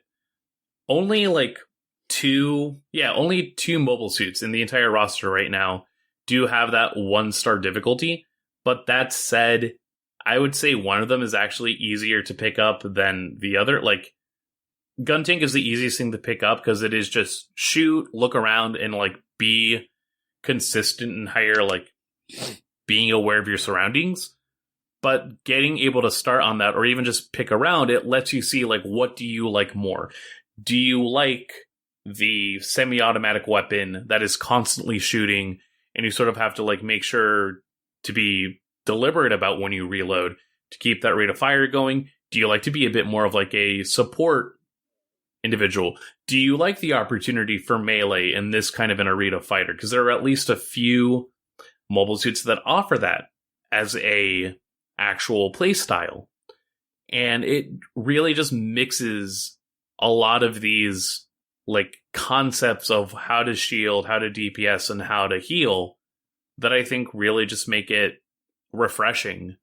And it's not just bogging you down to necessarily fitting a balance or having to make sure you're not just like overloading on one specific type of character, because there isn't that one type. It's more specifically find the niche that you can fit best at, and as long as you're doing your part, you're already helping your team much more than assuming this notion of like a tier list or like the best class in order to like balance out everybody. Oh, that's so good to hear. That's very refreshing. It's a game that like looks very good and feels good. The other thing is, when I played like in one of the betas for it, it did not feel balanced personally. So I don't know how much of it changed or mattered. You know, again, it depends like if you're playing and you're not really thinking about that. But like I felt like I could have just used the gun tank, the little Bastion equivalent, and just stick with that and never changed my playing style. And that felt a little that was just apparent to me. But also, I don't know, maybe it's just also coming from the mindset where we're like, okay, I don't have to just think about this game like on a competitive meta level. I should just stick with whatever's fine. But like, I mean, that's sort of the thing where it's like, I'm also playing Gun Tank and that's like easy, but then I'm also getting my ass kicked by Zaku 2s. Yeah, absolutely. I'm getting my ass kicked by the Methis. Yeah. I'm getting my ass kicked by Sazabis every now and again. Like, there are multiple things that are kicking my ass, and when I try to like switch over to that, it's not necessarily, oh, fucking big time getting my ass kicked by the Asimar, that motherfucker. But it's never a case where it's like, oh, I just need to go and pick the robot that'll let me win. Right. No, it's the fact that it's picking up the ebb and flow. It's sort of like a fighting game. Yeah. It's not just, you can look at tier lists and measure it specifically to that output, but ultimately it's more about finding a character that suits your own playstyle. It's finding a character that you like to play as, either because of appearance or because of the way that their outload is, or the way that, you know, there's certain flow. Whatever it is that like draws you to that character, that's the foundation to actually building you into learning more of their tricks, learning more of what they're about, and just feeling like you're actually a player of that style, rather than I picked the character that has the best everything, therefore it's gonna win. Like, right. The stars are not about excellence in the game. It really is just like, how do you pick up this character and how do you get their deal? Where, yeah, the Zaku 2 is a 4-star difficulty. It is kind of there and easy to understand, but the people that are kicking my ass as Zaku 2, they're doing things that I just do not understand yet from having my limited exposure to playing that unit. It seems like a really cool, fun game. It's also free. Yes. It's also free, so you can just be like, I don't like this, walk away. Or I do like this, just stay on it. Yeah. That's That's wild right. that anything Gundam related is free. It's like the most expensive fucking hobby. I mean, it is a huge franchise where yeah, they don't really lose anything. There is a battle pass. So you can put money into it. Yeah. But the base game, the actual regular ass experience is free. Yeah. Maverick, is there anything else you wanna shout out? Nah, that's mainly it. Okay. I look at the encroaching game releases that are up for this Scary. for this season. Yeah, and it's like I just gotta put my foot down and finish up some of these things that have been in my backlog for a while. Just gotta look at something cheaper. It could also be like, you know, as I mentioned earlier, like that could have also motivated the Scorn. Let's not overlap with that. Let's release a little bit earlier. That could have been also it. So we might be seeing a lot of those chess pieces being moved around in regards to, yeah, but I mean, Bayo 3 is coming out end of this month, and I at least want to not have another thing to worry about as I understandably pick up and play through it. Yeah. Let's see. Elva, you can tell us about your last bit here. I will just Absolutely. say real quick. Yes. I didn't play anything else except for Xenoblade again. I mean, you don't have to play a game to be a gamer. I mean, I played a lot. It's about the heart. Here's the thing. Yes. I played a lot of Xenoblade. Like, I played a lot of it. I can't really talk too much about other stuff because that's all I've been playing. No, I think that's, like, it's long as shit. You're better than all of us. You're actually focusing on one game. You're like, I need to finish this one. I'm focusing on this. I think that's good. That's awesome. I mean, I am focused on it because I fucking love it. Also good. Yeah. Yeah, it's super good. See, that's better than me. I've been depressive playing Fall Guys obsessively, doing my dailies. Like, there's levels to this, you know? I like to be the little funny Fall Guys. I do. I've fallen in love with it more than I thought I would. They put Miku in it, and I had to do it. That's it. And that's fine. It's a fucking grind. Miku bean. No, it shouldn't be fine. But yeah, Xenoblade, very fine. Very fine. Yes. Elvie, tell us what's going on with Midnight Ghost Hunt. Midnight Ghost Hunt. 'Tis the season. This was a game introduced to me by some friends who, like, apparently backed this when it was, like, on crowdfunding, I think, at some point. This is a game still in early access, though it technically has released March of this year. I mean, I don't know what their timeline is in regards to release. Probably, it would make sense for them to release this Halloween, but, no pressure. But it's a fun game I played. So, we have Maverick here talking about hero shooters. This is not quite a hero shooter, but it is indeed a multiplayer team-based game. So again, similar to Breakers, but it's also not an asymmetrical game. It straight up is like a game with horror themes in it. But it is a goofy ghost cartoony. You're a Ghostbuster or you're a ghost game. And the game describes itself as explicitly a hide and seek game. So, there's no plot. As far as I know, there's no plot. You're just a Ghostbuster or a ghost. If there's a plot, I'd be surprised if there is a plot in the full game, but, there was a brief beta period. Again, just hopping on these betas. I'm like, okay, free game, sure, let's go. The only thing I'm paying for is my time, so, that's the cost of gaming. And yeah, this is just a fun game. So the way this game interprets Ghost, I think that's kind of the key thing here, because there's not really much to say about the gameplay, really. It's straightforward. The way this game interprets Ghost is that ghosts are actually kind of weak. They're kind of sad. You're dead. Like, what's there to do? But ghosts kind of have a physical aspect to them where, if their health ghosts have health somehow, ghosts are like a physical thing where you can deplete their health. And when they do so, they shatter into glass, which is very interesting. So yeah, as like the ghost hunters, you're going in these like weird places. You're going to these obviously very haunted, tropey places, like a haunted factory, a spooky carnival, an abandoned school, all those. And yeah, you're just killing ghosts and you're capturing them and you just have to survive to the end. But yeah, when you kill a ghost, they shatter into glass. You actually have to ghost bust them back up, use the vacuum, scoop them back up because the ghost can be revived. So that's an interesting mechanic. Same thing on the ghost side of things. You're trying to defend yourself, what have you, from these ghost hunters trying to get you.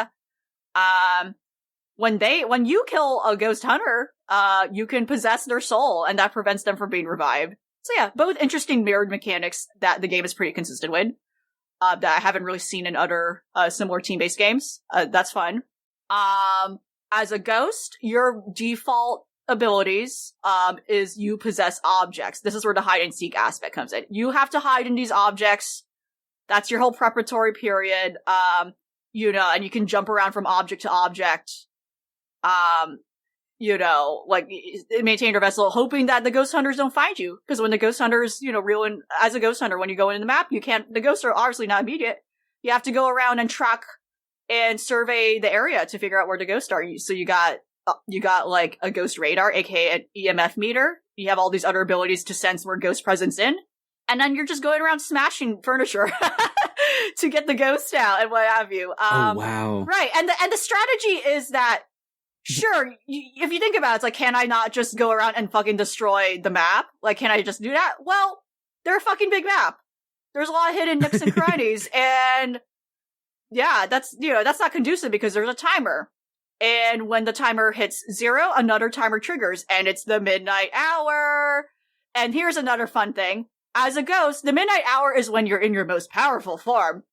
So if the ghost hunters haven't won by the time if the ghost hunters have not won by the time that first timer like hits 0, like, oh shit, the game continues, and every ghost that was killed will be revived regardless of circumstance, regardless of whether or not they sucked them up. Like they're buffed up, and now it's their turn to kind of go on the offense, and they don't have to, and not be afraid of hiding anymore, and actually just go out and try to attack the hunters to the end. Yeah. So, and yeah, very fun. Like everyone, like both ghost hunters and ghosts have passive skills for their preparatory period. So like ghosts can like, there's different, and the ghosts are just generified as like ghost, but yeah, they have certain skills that are, titled like in regards to like, like the lore of ghosts. Like, oh yeah, if the poltergeist skill lets you, fling furniture, even though you're remotely at an object. You're in an object, so that's cool. There's other skills where you can leave misleading tracks, so you can fuck around and, like, cause the EMF reader the ghost hunters are using to misread and, like, potentially, like, lead them to a fake, like, a ghost, basically. It's like, that's not a real ghost, lead them astray. When a ghost dies, you can cause chills. Sorry, chills. You can cause chills. Thinking about Chills, sadly, the YouTuber. I'm so sorry. That word's been ruined. You can cause. Better be sorry. No. Yeah.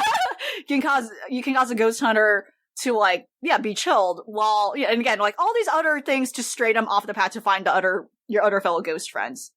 A fun skill I managed to get during the beta was like cloning myself. So like just shoot up a fake ghost, like, but then meanwhile I go a different direction, so that can like that was fun. And yeah, ghost hunters can get like all these sorts of like fun, stupid weapons. Again, you got the standard plasma gun, because you can't shoot a ghost with a regular gun, obviously. Absolutely. Right, you got the vacuum that, someone would probably use as a secondary weapon to like help make sure a ghost doesn't get revived in the middle of the main gameplay. The reader, different types of radars and readers, like there's a sound meter to like detect ghostly sounds, whatever. And of course, obviously, the fucking flamethrower, because every game like this has that. Just burn everything down. Yeah, it's an overall fun, goofy game. My favorite thing, like my favorite little thing is, the favorite little touch is that, if the victory screen. So if you're a ghost, if you're the ghost side that won, if the ghosts were the victor, if you were in an object at that point in time, you stay in that object on the victory screen. So there was really funny, screens where like, okay, yeah, you got all the ghosts being like epic in their epic victory pose, but then meanwhile there's like a crate next to them. Someone was in that crate. Someone was in a spooky clown statue. Someone was just a bench. Someone possessed a bench and they appear as a bench in the victory screen. That's fun. Like, no, yeah, very fun game. I'm very interested in it, like, when it's finished, like, in early access. I know some of your friends just were convinced, like, that's a fun game. I'm just gonna buy it even in the state it is now, but, like, yeah. And so far, like, the progression doesn't, again, of course it has a premium currency aspect to it if you want to do that, but, like, I felt like the progression of the game does not need it at all. Like, you can easily, like, go through rounds and gauntlets of the game and just get what you need, without having to pay a dime. Like, there's stuff like dumb little skins. Like, all the ghosts just look like a generic, like, silhouette, bald person ghost, right? But yeah, skins would be like, you look more like, skins would change up how the ghost looks, make them a little more menacing. You can look like a Grim Reaper. You can make them look like, Sadako from the Ring series, all that. Ghost hunters also get little outfits. You can look like a firefighter, sure. All these other things. A plague doctor outfit with the beak mask. you know, like when Maverick talking about like, oh wow, it's relieving to play a game of this sort that just feels fun. I felt the same way here too, right? But at the same time, I haven't played games of this ilk in a long time, to be quite honest. But yeah, it was just nice to step in and play this with friends and just have fun with it. It feels like a very relaxed, straightforward game to just dive in and be like, yeah, just down to be a ghost hunter. Mm-hmm. Yeah. The thing that catches me with how you're describing Midnight Ghost Hunt is when I think of Ghostbusters, I don't think of extremely powerful special ops forces who are doing this. So I love that flavor. Uh-huh. That these are like, you know, you can to balance out the tone of Ghosts versus Ghostbusters, you have these really elite soldiers with extremely high-tech weapons doing their thing. And then little wimpy ghosts that can only do like, I'm gonna hide somewhere. Ooh, I'm gonna do a little spooky trick over here. I think that's such a fun dynamic. Because it gives you two different ways to approach this game for two different kinds of like tones or attitudes or ways to mess around in the space. And that's fun. That's really great for a 4v4 kind of like prop hunt type of game, you know? Yeah, I think the game balance feels generally good, like generally fine. Like you can definitely hurt your team if you just, you know, if you're if the ghost hunting team, like you can definitely hurt your side, like in a lot of ways and disadvantage them if you just decide to go full frontal. Like, no, we're just gonna arm up with weapons. We're not gonna get any of like the detecting equipment, etc. You know, you have limited slots, right? Yep. So, and that's possible, but like I said, it's not really beneficial if you just were like, let's just destroy every object here. Let's just like meddle with them. But then, yeah, that takes up so much time. The maps legitimately are big. I find myself in like when you're in the midst of the game, like you know, you're gonna be like one track minded. Like you're not thinking about like where to go. Like there's like a lot of decently hidden nooks and crannies in these maps that can make things hard and tricky to like, be like, oh, I didn't think of like going downstairs. You know what I mean? Stuff like that. Cool. When you're in the heat of battle. You have to sacrifice using the big machine weapons to get some like tracking weapons or tracking devices. And like, will that benefit you? That's smart. Will that benefit you if you manage to just get all the ghosts before the midnight hour, and then like now you're like kind of helpless. To be fair though, like the supply is always accessible at any point throughout the game, at least from what that beta. That might be how the game is, which is good. But then that means that someone has to go all the way back to that point and like, oh, I'm gonna swap out this for this and communicate that. Which will be probably pretty bad to just do that when the moment like the midnight hour happens. And yeah, like the maps too. The map layout stays the same, but like the arrangement of the objects actually changed. We noticed like they do randomly pop up in different spots and change a little bit. So that also, so like as a ghost, you can't really memorize like, oh yeah, I remember that object here, and I'll just do that and jump from this jar to the. Okay. So, but the objects actually do change spots. So that's good. So yeah, you can't. Yeah. So yeah, there's a strategy like to memorizing kind of the layout of things, but then. Legitimately, the placement of the objects can probably be like legitimately like jarring and change up your strategy too, because the scale of the objects matter too. Like especially if you are a poltergeist or you have figured out how to fling it at someone, right? Like all that. It really does feel like the space is being used and utilized in a way that makes sense for both sides to kind of strategize with, in clever ways. While also still, again, being very loosey-goosey, where it's like, okay, it's not... there isn't a hardcore math to this. This is just do whatever he feels best, right? All right. I'm glad you played a fun game. I'm you had a bad time with Dragon Ball Breakers, but Midnight Ghost Hunt sounds awesome. It's an interesting comparison, because they are very similar. Let's see here. A couple more smaller things. Let's see, I gotta close this. Toshimichi Mori, who is the creator of the BlazBlue franchise, has left Arc System Works. It's been there for 19 years. Started out working on Guilty Gear X, and created the BlazBlue franchise, and has left ArcSys now for his own new stuff. So that he wants to make a new game, but not really any announcements yet about what's going to go down afterwards. But Yeah, pretty surprising, I would say. No idea how this will affect BlazBlue as a franchise. Like, he straight up says, like, yeah, I bet this is giving BlazBlue fans a lot of anxiety, and I'm sorry about that. Just, it's a bit of a shame, but also, if dude wants to get out there and, do something new, that's a valid thing to want to do. BlazBlue has kind of seemed to have taken a huge backseat to Guilty Gear in recent years. Mm-hmm. So, yeah, I mean, I don't know. Like, dude probably just wasn't feeling like he was being, like, used, like he was just kind of sitting there, it seems like. So, makes sense that he left, but still a bit of a shame. And we got a new Pokemon revealed, everybody. Yes. And, so the explanation for this is a little confusing, so I will try my best to describe it properly. It is called Wiglet, and it is a water type that looks like Diglett. However, it is not a regional form, it is not an evolution, it is what they are calling a concurrent evolution, where this is something that happens in real life. This is something that happens on this planet Earth. An animal that has features very similar to another animal, but they are not related in any way. Mm-hmm. There's always like the general animal genus, but they are not closely related in any way. Oh, so this is not a divergent evolution, which is where two things branch off from each other, but a concurrent evolution where it's like parallel. They are not related at all, but they seem similar. Cool. Exactly. Yeah. So yeah, they're leaning into that for the first time here. Yeah, it's just like it's based on a garden eel.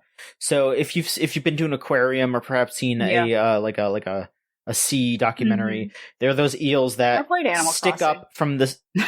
Yeah, they're in Animal Crossing as well. Yeah, you're right. They are those eels that stick up from the sand on the bottom of the seabed, and they just like wiggle around. And then they get scared when something comes close. They're like, going back in their holes.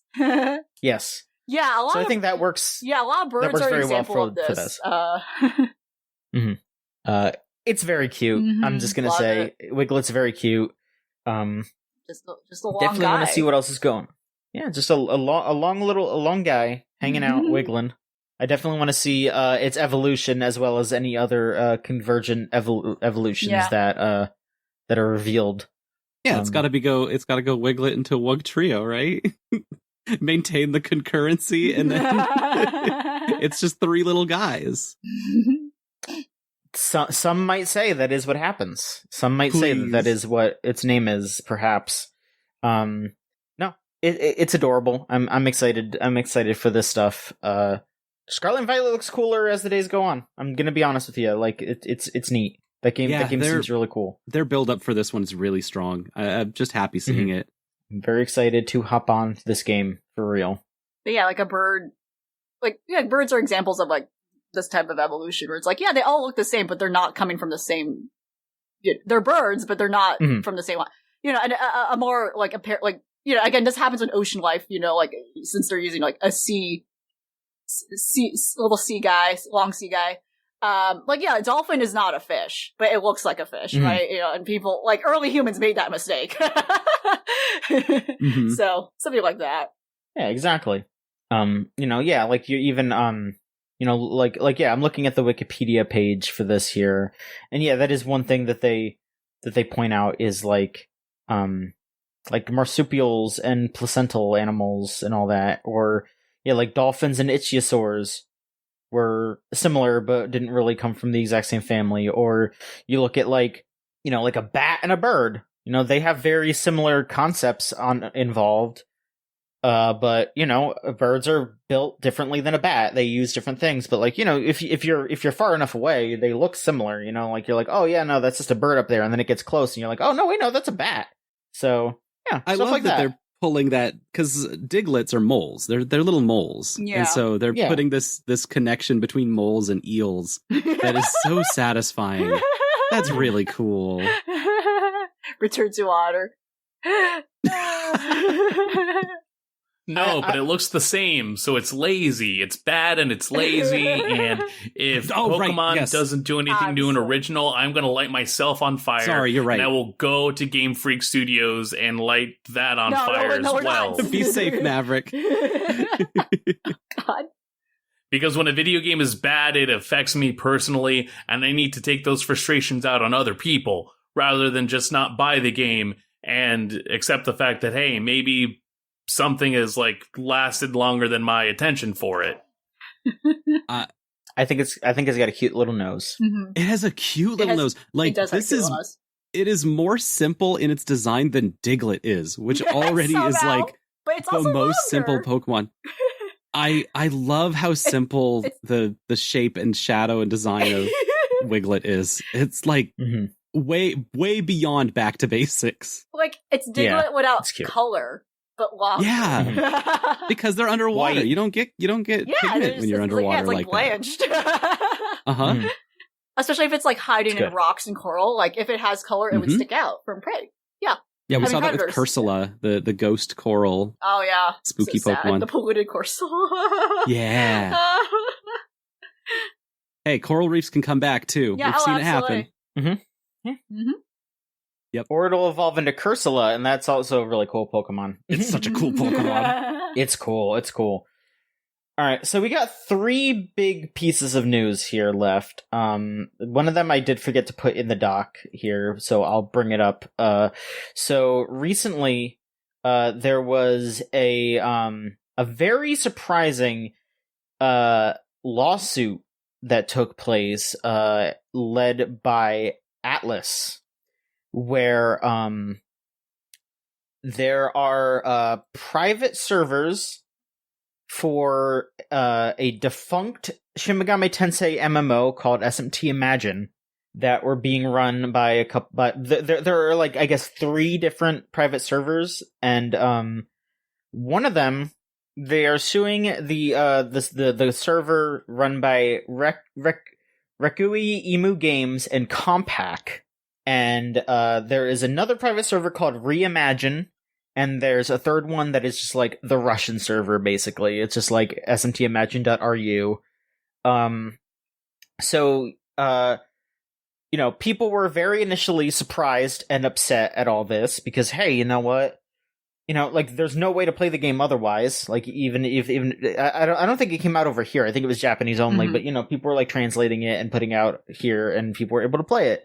But once you dig into the lawsuit and you put some things together, you'll see what their actual problem was, and it does make a bit more sense why this kind of had to come down the way that it did. So, Rekui Imu Games were hosting the servers and also had a website up where they had the information about the servers and like where you would download the client and all that. And they specifically made the site look exactly like the original SMT Imagine website.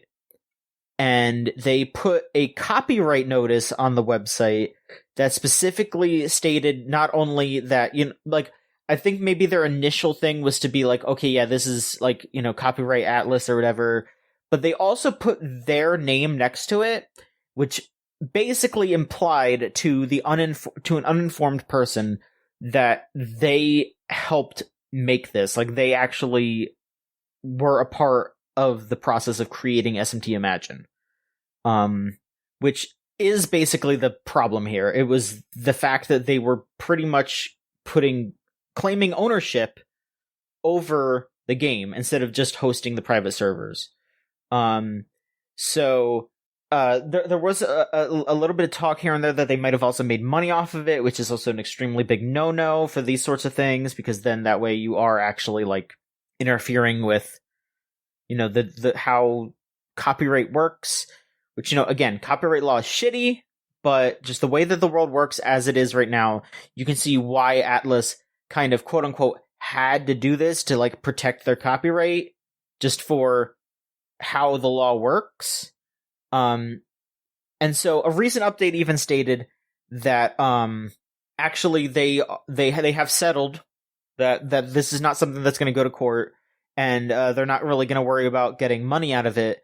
They just wanted the server, they wanted that specific server down because, you know, they were claiming ownership of it and might have been making money off of it. So, you know, that's that. The other server, the Reimagined server, shut itself down just, you know, for cautionary sake. They did not want to get in trouble as well. But it honestly kind of seems like they could probably just keep going with it. Honestly, like it seems like Atlas doesn't really care as long as you're not claiming ownership and or making money off of it. Right, which is fair. Yeah. And the Russian server seemed to just be up. Like it just seems to be fine.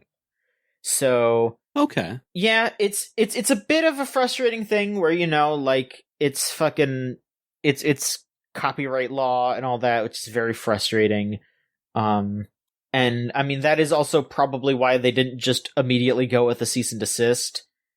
Like, because if they were just upset about the servers existing, that would have been a cease and desist thing. But this was like very specifically misuse of their copyright and misuse of their IP, and you know, it's understandable, but also at the same time, you know, like it just seems like that was the way that they had to file it based on the laws. But they were also just like, yeah, we just want you to shut this down because this is, you know, you're misusing our IP here. So. You know, frustrating, but also not as bad as people say it is. Like, some of the SMT folks that I follow were basically just like, yeah, I'm getting ready to, like, delete all my archives. Like, there's a YouTuber that I, and a Twitter account at Did You Know Tensei, LaRue, who, has been very, very adamant about, like, archiving rare, SMT stuff, like interviews and art books and stuff like that, and like he uploads it to the internet so people can see it, and like he does the translations and he'll do videos on it, and he was like ready to delete all that, but seems like that, you know, Atlas is actually fine with him doing that. Hell, they've even like made references to some of the stuff that he's discovered. Like he did a video not too long ago about how the line in SMT3 Nocturne for the Fierce Battle song is not actually One More God Rejected. It's actually War Broke Out in Heaven. And so they made like a reference to both interpretations recently. You know, I still think it might be One More God Rejected, but that's neither here nor there. It seems like they do want to be chill with fan work stuff and with archival things and all that. It was just in this specific instance, they overreached, and Atlas was their hand was seemingly forced by the way that the law works. That's interesting. No, that's interesting Yeah. how that trickles outwards towards the rest of the Atlas fan community, looking at like, oh, is Atlas becoming super litigious all of a sudden? Do I need to protect myself? And Atlas themselves having to walk a line, but only being able to communicate through litigious action, trying to negotiate. No, we don't want to take down all this fan work that people have done for Atlas games. We just need this one specific situation to come together to figure itself out. Yeah, it's very frustrating. Like, I'm sure they can't, like, just come out. Like, they obviously can't come out and say, like, yeah, we want you to pirate our stuff. We want you to just, like, you know, download a bunch of our books, because, you know, like, once they pop that, they can't really stop it. You know, like, at some point, they're just gonna, like, people are just gonna be like, oh, well, if you want us to just download, you know, SMT Imagine, then, you know, I could just download SMT5. I could just download Soul Hackers 2, you know, like, right. That, yeah, you know, people like us, we're gonna be like, yeah, go pirate shit, it's fine, but, you know, a company can't just fucking come out and say that. So it's this tightrope that they have to walk, that, and centered around you know, an MMO that's not available in the West. Mhm. Yeah, that's I mean, it's not available tricky. at all. It's not available at all anymore, except for these fan servers. Because it shut down a couple of years ago. Like, I think it was like 2016 or some shit. But, you know, people want to keep it alive because it is an SMT experience. It is an actual honest to God SMT game.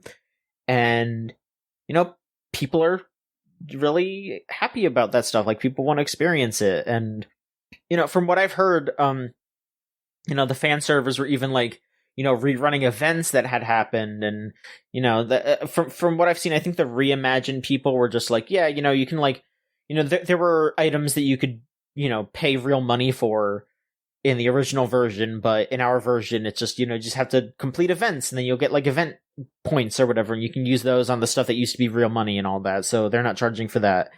Again, I don't know exactly how everything worked. I hadn't tried this. Maybe I might eventually, if the Russian servers are capable of, the big rush of people coming in, because it went from 3 servers to 1. So who knows how that'll shake out. But gotta let DJ Khaled make the call. Yeah, DJ Khaled needs to bring in the most powerful servers. Russia needs to fix their shit.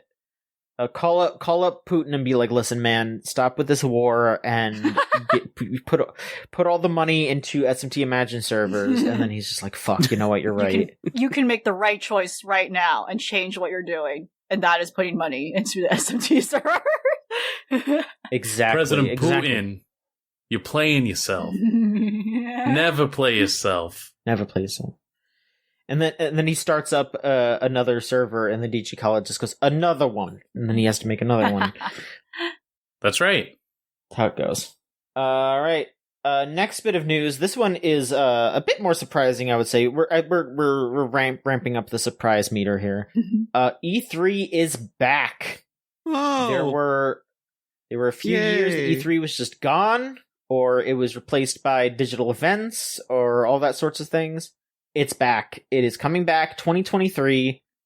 It'll be June 13th through 15th for industry folks, and then 15th through 16th for the fans.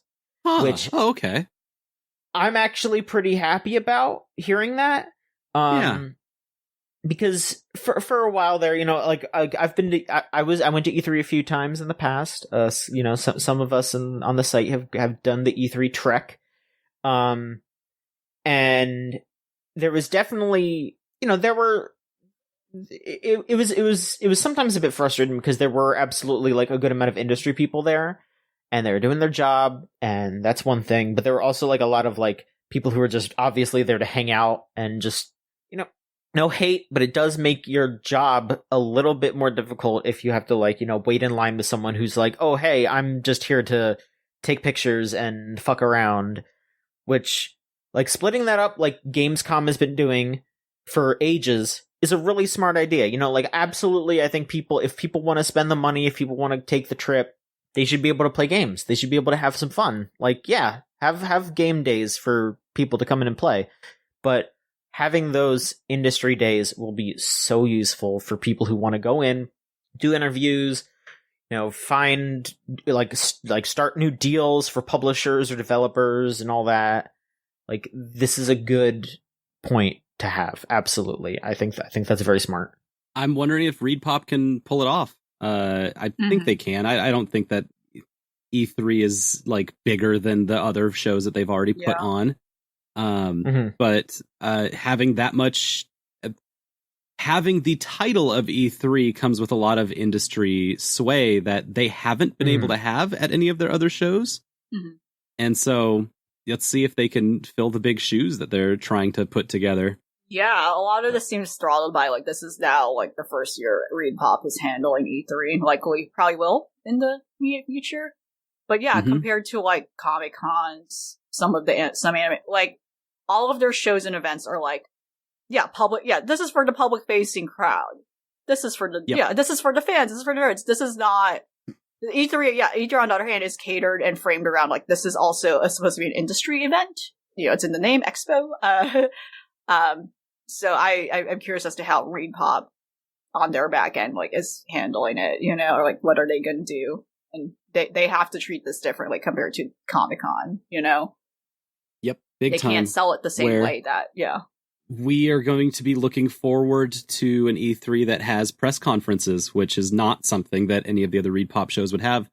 And I figure they're going to at least try to put something on like that. But the question comes down to, will those big companies that they're going to be trying to court Will they even want to do a press conference of any kind? Will they want to go through all of this when a lot of them now have their own digital conferences are they they put together? Return? Are a lot of these guys going to return to E3 at all? Like that's yeah. I hope they do, because I think that when put under the gun, like E3 kind of gets you to do as a bigger company, you can do a lot of there's still cool stuff. I know we've had a long history of making fun of E3 and going through it, but like because of the pressure that stage puts, companies have to put a forward face on that is both corporate and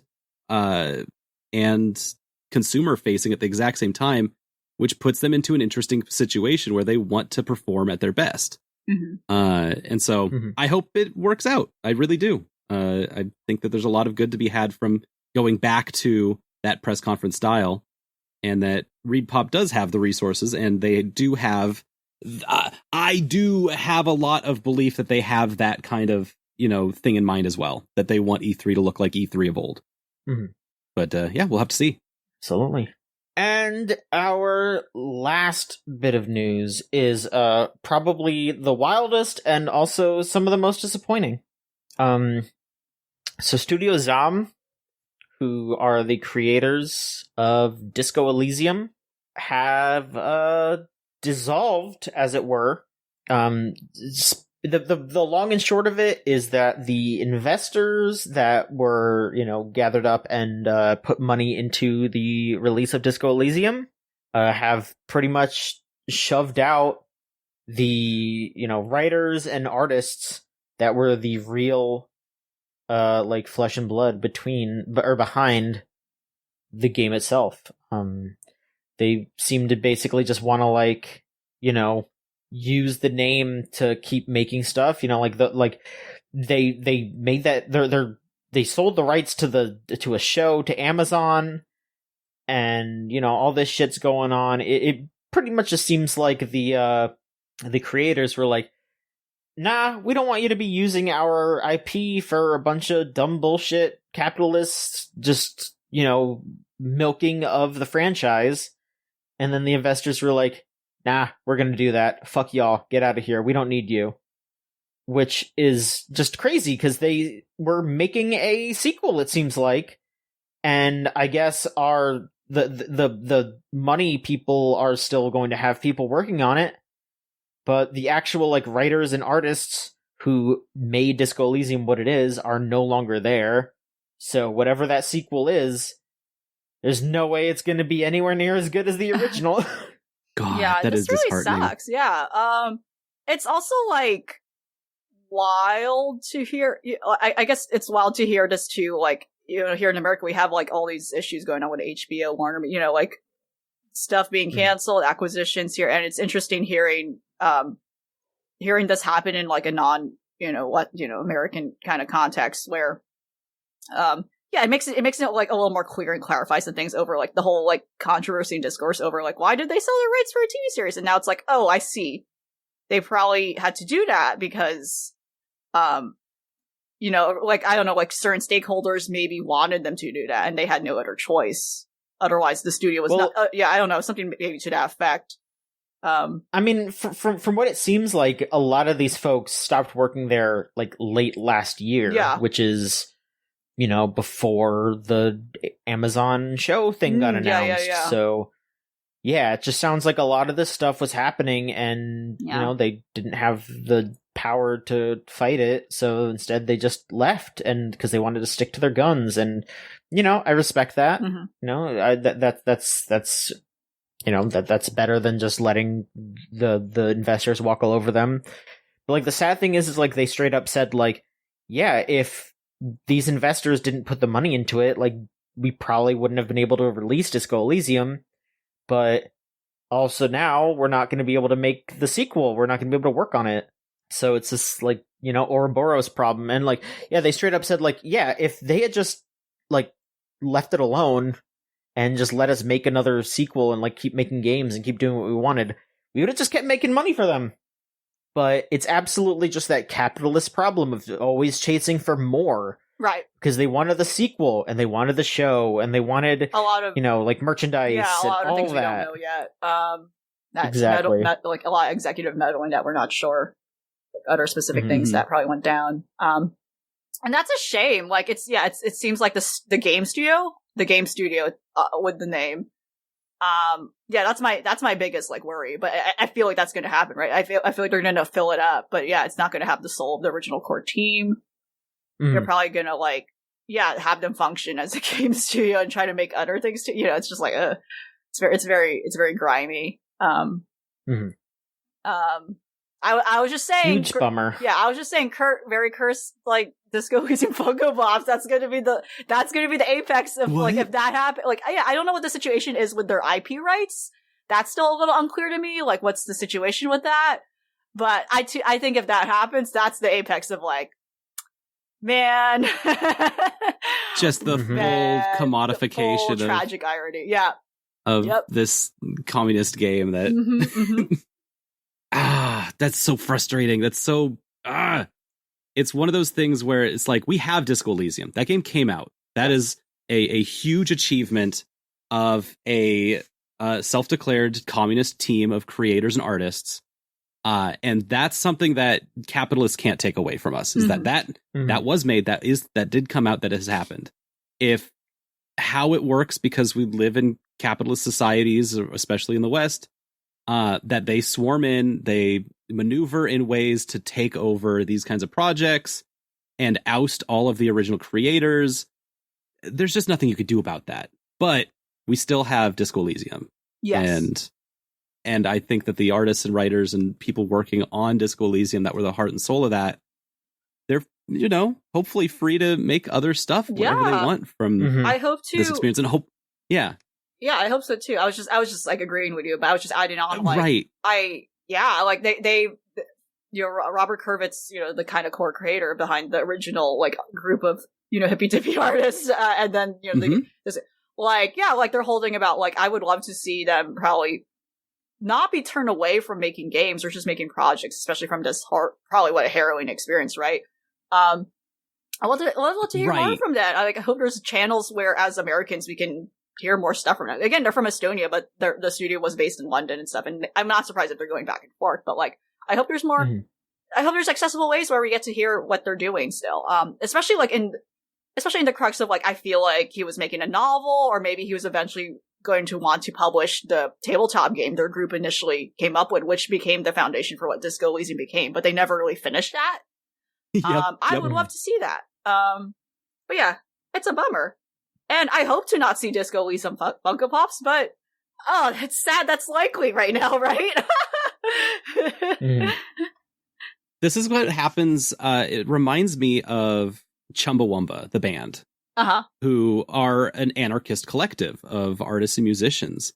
And they made their work. And when Tub Thumping became this like huge #1 hit, it was hard for them to kind of keep the band moving in a direction, because suddenly there was lots of resources pouring in, people wanting to invest and publish and be a part of the Chumbawamba thing, and they had to fight hard against a lot of that. It was a really weird time where they wanted to keep making music, right? But anytime they did, it became this like bigger question where they were having to face the press, they were having to be like a part of the music industry at large, which was beyond their ken. A lot of forks in the road they had to confront over like challenging and compromising their ethics. And not even just the ethics, but the logistics. Yes, the like, you have to, especially when you're making a video game, you have to incorporate in a lot of ways to get the game to come out to people, and so, like, you have to work with publishers and systems that are much larger than your game studio is, and those systems have to, if they're not necessarily going to carry the same ethos as you. I come back to Chumbawamba because, in spite of a lot of these tough things, they still kept making music, and as an anarchist collective, they'd have members coming in, leaving, and all of those members would go on to make other things with other projects. And so the dream of Chumbawamba is never dead. And I think in the same way, Disco Elysium doesn't die in that same kind of way. Yeah, I think for like indie games, especially, like it's less that the game development itself is taking long, but it really is the distribution and marketing of it. That's the hard part, where you have to probably turn in more money for that. Work with other people. And you have to start writing up contracts with the idea of breaking up. Yeah, the idea of breaking up your core group that was probably made up of your friends who like wanted to do something cool, and now you're like, oh my god, we have to like we have to talk to some guy in a suit. We have to like have him in our, like it's the whole thing. It was the whole thing with like my conversations would Validate, which you can find on Starlight Cart, right? But the game just came out, and like the pipeline of that game's production was actually for a long time, and it's less that the game itself was taking a long time, but from my conversation with them and even off the record, it was like, they were saying it really was the distribution and marketing that was the hard part, and like getting it off the ground in a way that wouldn't compromise what they wanted, but also coming from like, these people who like were coming in hot from without a AAA background where they don't have connections, You have the situation with A Space for the Unbound, which is the Southeast Asian game, made by the Southeast Asian game developer that also made Coffee Talk, which was also news like a couple months ago, where they were taken advantage of by their publisher, their distributor, and like now the game has been done. The game has been done, but so now they're like have to find someone else to help them distribute it, and like that distributor is also like keeping them hostage because they still have it's a whole thing.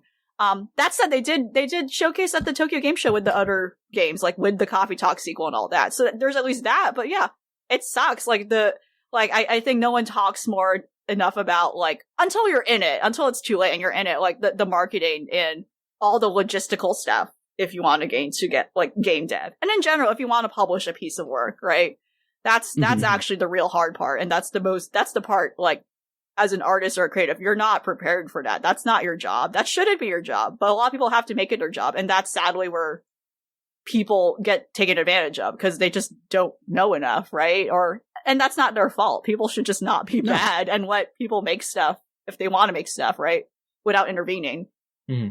I think that they should take heart and keep making stuff. Is the hardest part of any creator is if they have a huge success like this. You kind of have to keep making stuff and letting the capitalist regime just be like, oh, this is by the creators of this person. And like, they're gonna make those moves and try to hype up things like that, but just keep making stuff. And I learned that lesson. It's partially from Chumbawamba, who kept making stuff. Also, weirdly enough, Macklemore, as an independent artist, had to make like 3 more albums just to be able to get away from the success of the Heist being this huge thing, because those were mechanisms and forces of large music labels that were not under his control, and ended up out of nowhere pushing an independent creator way beyond what they were expecting. And so, it's one of those things where you just got to keep making stuff. If it's not good, if it's not as good, like that doesn't matter as much as to be free from the forces, the grips of a lot of these heavy systems. You have to just keep making stuff until they leave you the fuck alone. So that truly the ceiling cannot hold us.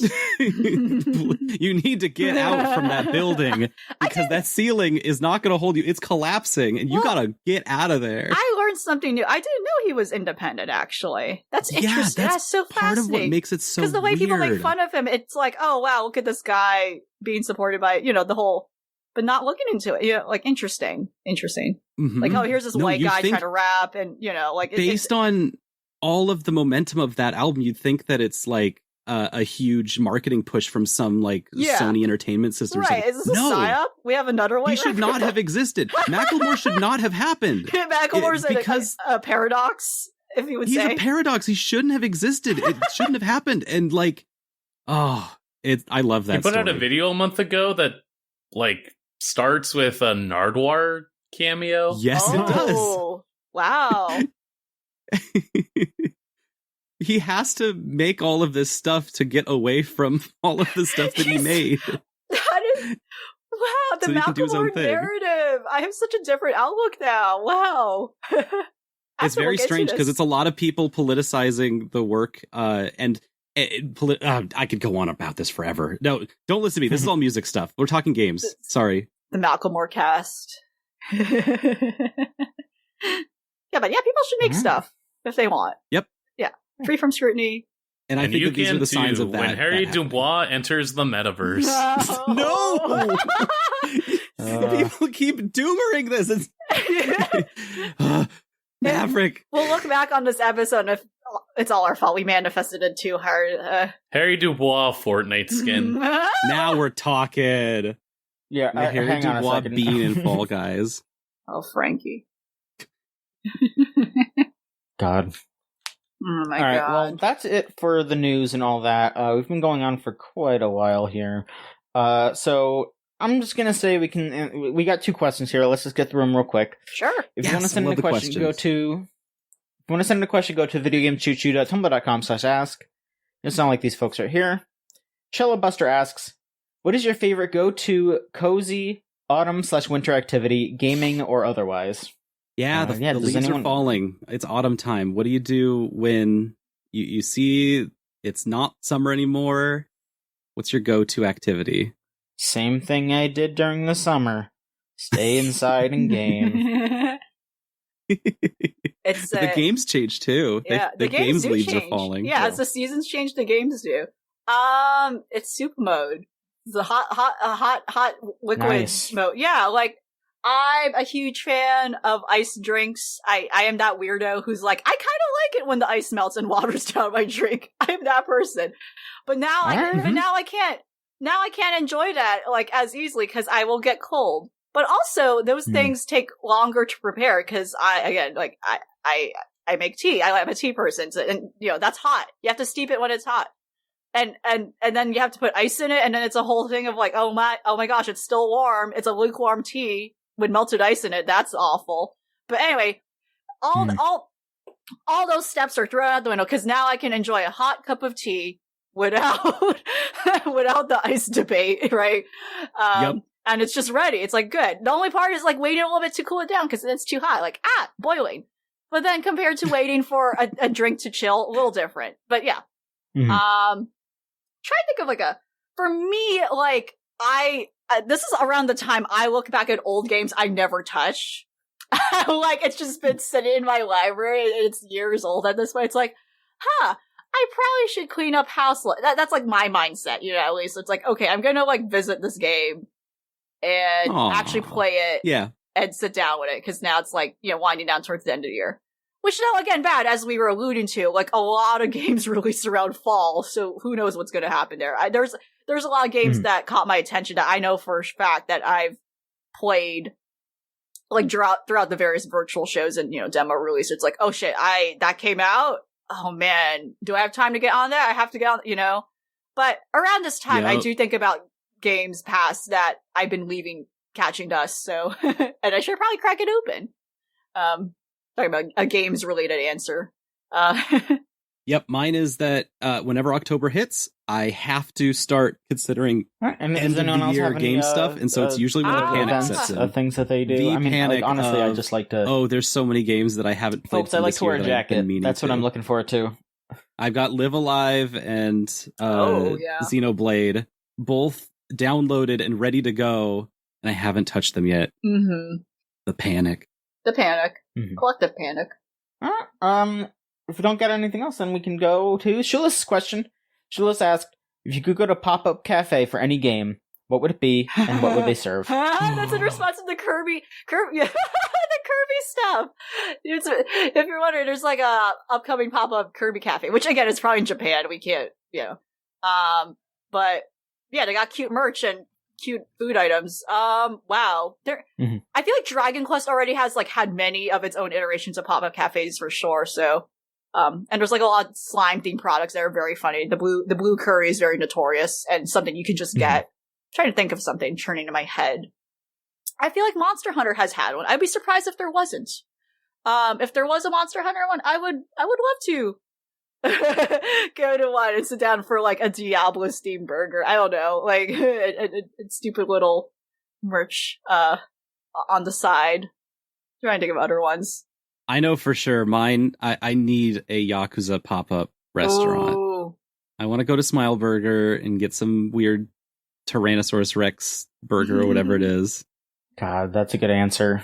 There's so much I would love to eat from Yakuza. You know, just they need to figure out how to make an actual energy drink that heals you, so that way I can throw a bike at somebody. Let's do an AI the Somnium Files pop-up cafe, just because I want them to make an Aiba, like a little like a ice cream Aiba, and then there could be a video of someone like eating her, and everyone flips out. Yes, little eyeball. Yes, yes. Yeah, they can do a lot of fun things with. Yeah, the game has such a colorful cast of characters. Like, yeah, they could specifically have food items that are just themed around their aesthetics, and that would be solid for me personally. I mean, it could, and it could just be like the Mermaid Cafe. Yeah. Oh, absolutely. Aww. Anyone else have one, or are we good? Yeah, there's like a lot of good ones. Oh, perhaps an actual like. No, I don't know. I feel like works against the theme of that game, but like perhaps an actual like kind of pop up Valhalla bar situation. That'd be very interesting. But I don't know how that would work. In terms of like actual execution. Now, I haven't been to a bar in a long time, but perhaps we could just go out to a bar. Perhaps you just should just go to a regular bar, because that's what the game is. It's just a bar. You go to any bar and go, it's a Valhalla pop-up cafe. Oh, it's just like Valhalla. Just say that out loud. No, right. You just go to a bar with like purple lights, I guess. That's it. That's the only that's the bare minimum. And a cool gal with pigtails, sure. Is on call right now. That's all you need. I dig it. I mean, yeah, and you know, I mean, there was like over in Japan, there was like just a bunch of bars that were serving the drinks from Valhalla. Yeah. So yeah, just do that and then make some food based on the characters. There was a PAX regular that was they would do cosplays Valhalla and invite people throughout the convention to their hotel room where they would mix drinks for them. Oh, okay. I was like, whoa. That's nice. That's nice, but I was like, inviting them to your hotel room. They set up the hotel room to be a little shady. No, this was on the up and up. It was very cool. Okay, cool. It was actually it had a professional front to it, so it wasn't just weird. Yes. And like, okay, yeah, they made it clear. Yeah, they had a bunch of cosplayers that would be there to. That's cool. Invite people out and stuff. Yeah, something like that where it's like not really like a full, like it's less of a pop-up, but like, oh yeah, there's a special event where they had special venue items. So a bar would, just a regular bar, like having themed drinks from the game, like, that would work, you know? Mm-hmm. All right. Well, I think that about does it. Thank you so much for being on, folks. And thank you for listening. It's been a long one. It's been a while since we've had 4 people, so you know. Stacked. That's how it is. Yeah. If you want to follow us, you can go to videogamechoochoo.com. It's our website where we post all the stuff. We've got reviews coming up. We've got podcasts. We've got all kinds of stuff going on. Follow us on Twitter at VGChoochoo. Tumblr, videogamechoochoo.tumblr.com. Facebook.com/videogamechoochoo. And YouTube.com/videogamechoochoo. Those are all the places you can follow us, basically. I mean, we also have our Twitch, twitch.tv/VGChoochoo. Scott's been trying to stream more often. I know that he's been doing, like, Elden Ring invasions lately. So if you want to watch some Elden Ring PvP, there you go. Number 1 stop. If you want to support us, go to patreon.com/VGCC. It's just $3 a month, and you gain access to our anime podcast, Unlimited Railworks, which has 3 of the 4 people on here on it. Instead of Solon, it's Rose. So... If you're sick and fucking tired of Soul and you'd rather have no, I'm just kidding. That's such an upgrade, though. Go listen to anime. Solon, you're great. You're great. Solon. Roses too. It's ridiculous. Yeah, of course. Don't talk shit about yourself. We're all good. And if you want to hang out with us, you can go to thegamezone.zone. You type that into your web browser and it'll bring you straight to our Discord server. We're gonna hang out. We have all these forums. I love the forums. I'm gonna keep talking about how much I love the forums. Yeah. I like the forums a lot. And thank you to Melt Channel/Magic Circuit for our theme song Crush off of the album Magic is Real. If you want to listen to their stuff, it's meltchannel.bandcamp.com or magic-circuit.bandcamp.com. A little late for Bandcamp Friday. There's always next month. Or you can just support them anyway, because it's always a good idea. LV, where can people find you? Yeah, you can find me on Twitter, cross-posting other things I do, at LVMAEPARIAN. LVMAPARIAN at Twitter. Uh-huh. All right. Solon, how about you? Hey, find me at Chorby SP. That's where I do all my streams and generally talk about the school system that I work in, because I've been having a lot of rants about them lately. Oh, boy. Yeah, real life's been weird. I have to be a union person now because I'm 30. I think that's part of just when you become 30, you have to become a union representative because now all the younger tech workers are in there and have no idea what to do. Oh no, you have to be and then a pirate, also a pirate, right? As we And were a saying. pirate. Yeah. Well, good luck with that. Yeah, that's hard though. Yeah, Yeah. you're thrusted in a leadership position. That sounds like an issue. Yeah. It's Yeah, like, basically. Yeah, because everyone else is a baby. It's like great. Yep. Everyone else is a baby. Yeah, everyone else is a baby. Babies can't be in unions, apparently. No. Or pirates. They can't be pirates. Or pirates. Maverick, where can people find you? People can go and find me over at Mavsplania Mania. That's at MAVSPLANIA. I will eventually be getting content out. There's stuff I've been sitting on for a minute to get through, and I might also be doing stuff over on the Chooch Twitch page now that it's less jumpy with my connection. Oh, true. Oh, Mav stream. Maybe. You're wired. Let's hope so. I'm wired. And you can find me at JOHN_MICHONSKI on Twitter. That's kind of it. That's it. And that'll do it. We'll be back next week with another episode of the Video Game Choo Choo podcast. So long, everybody.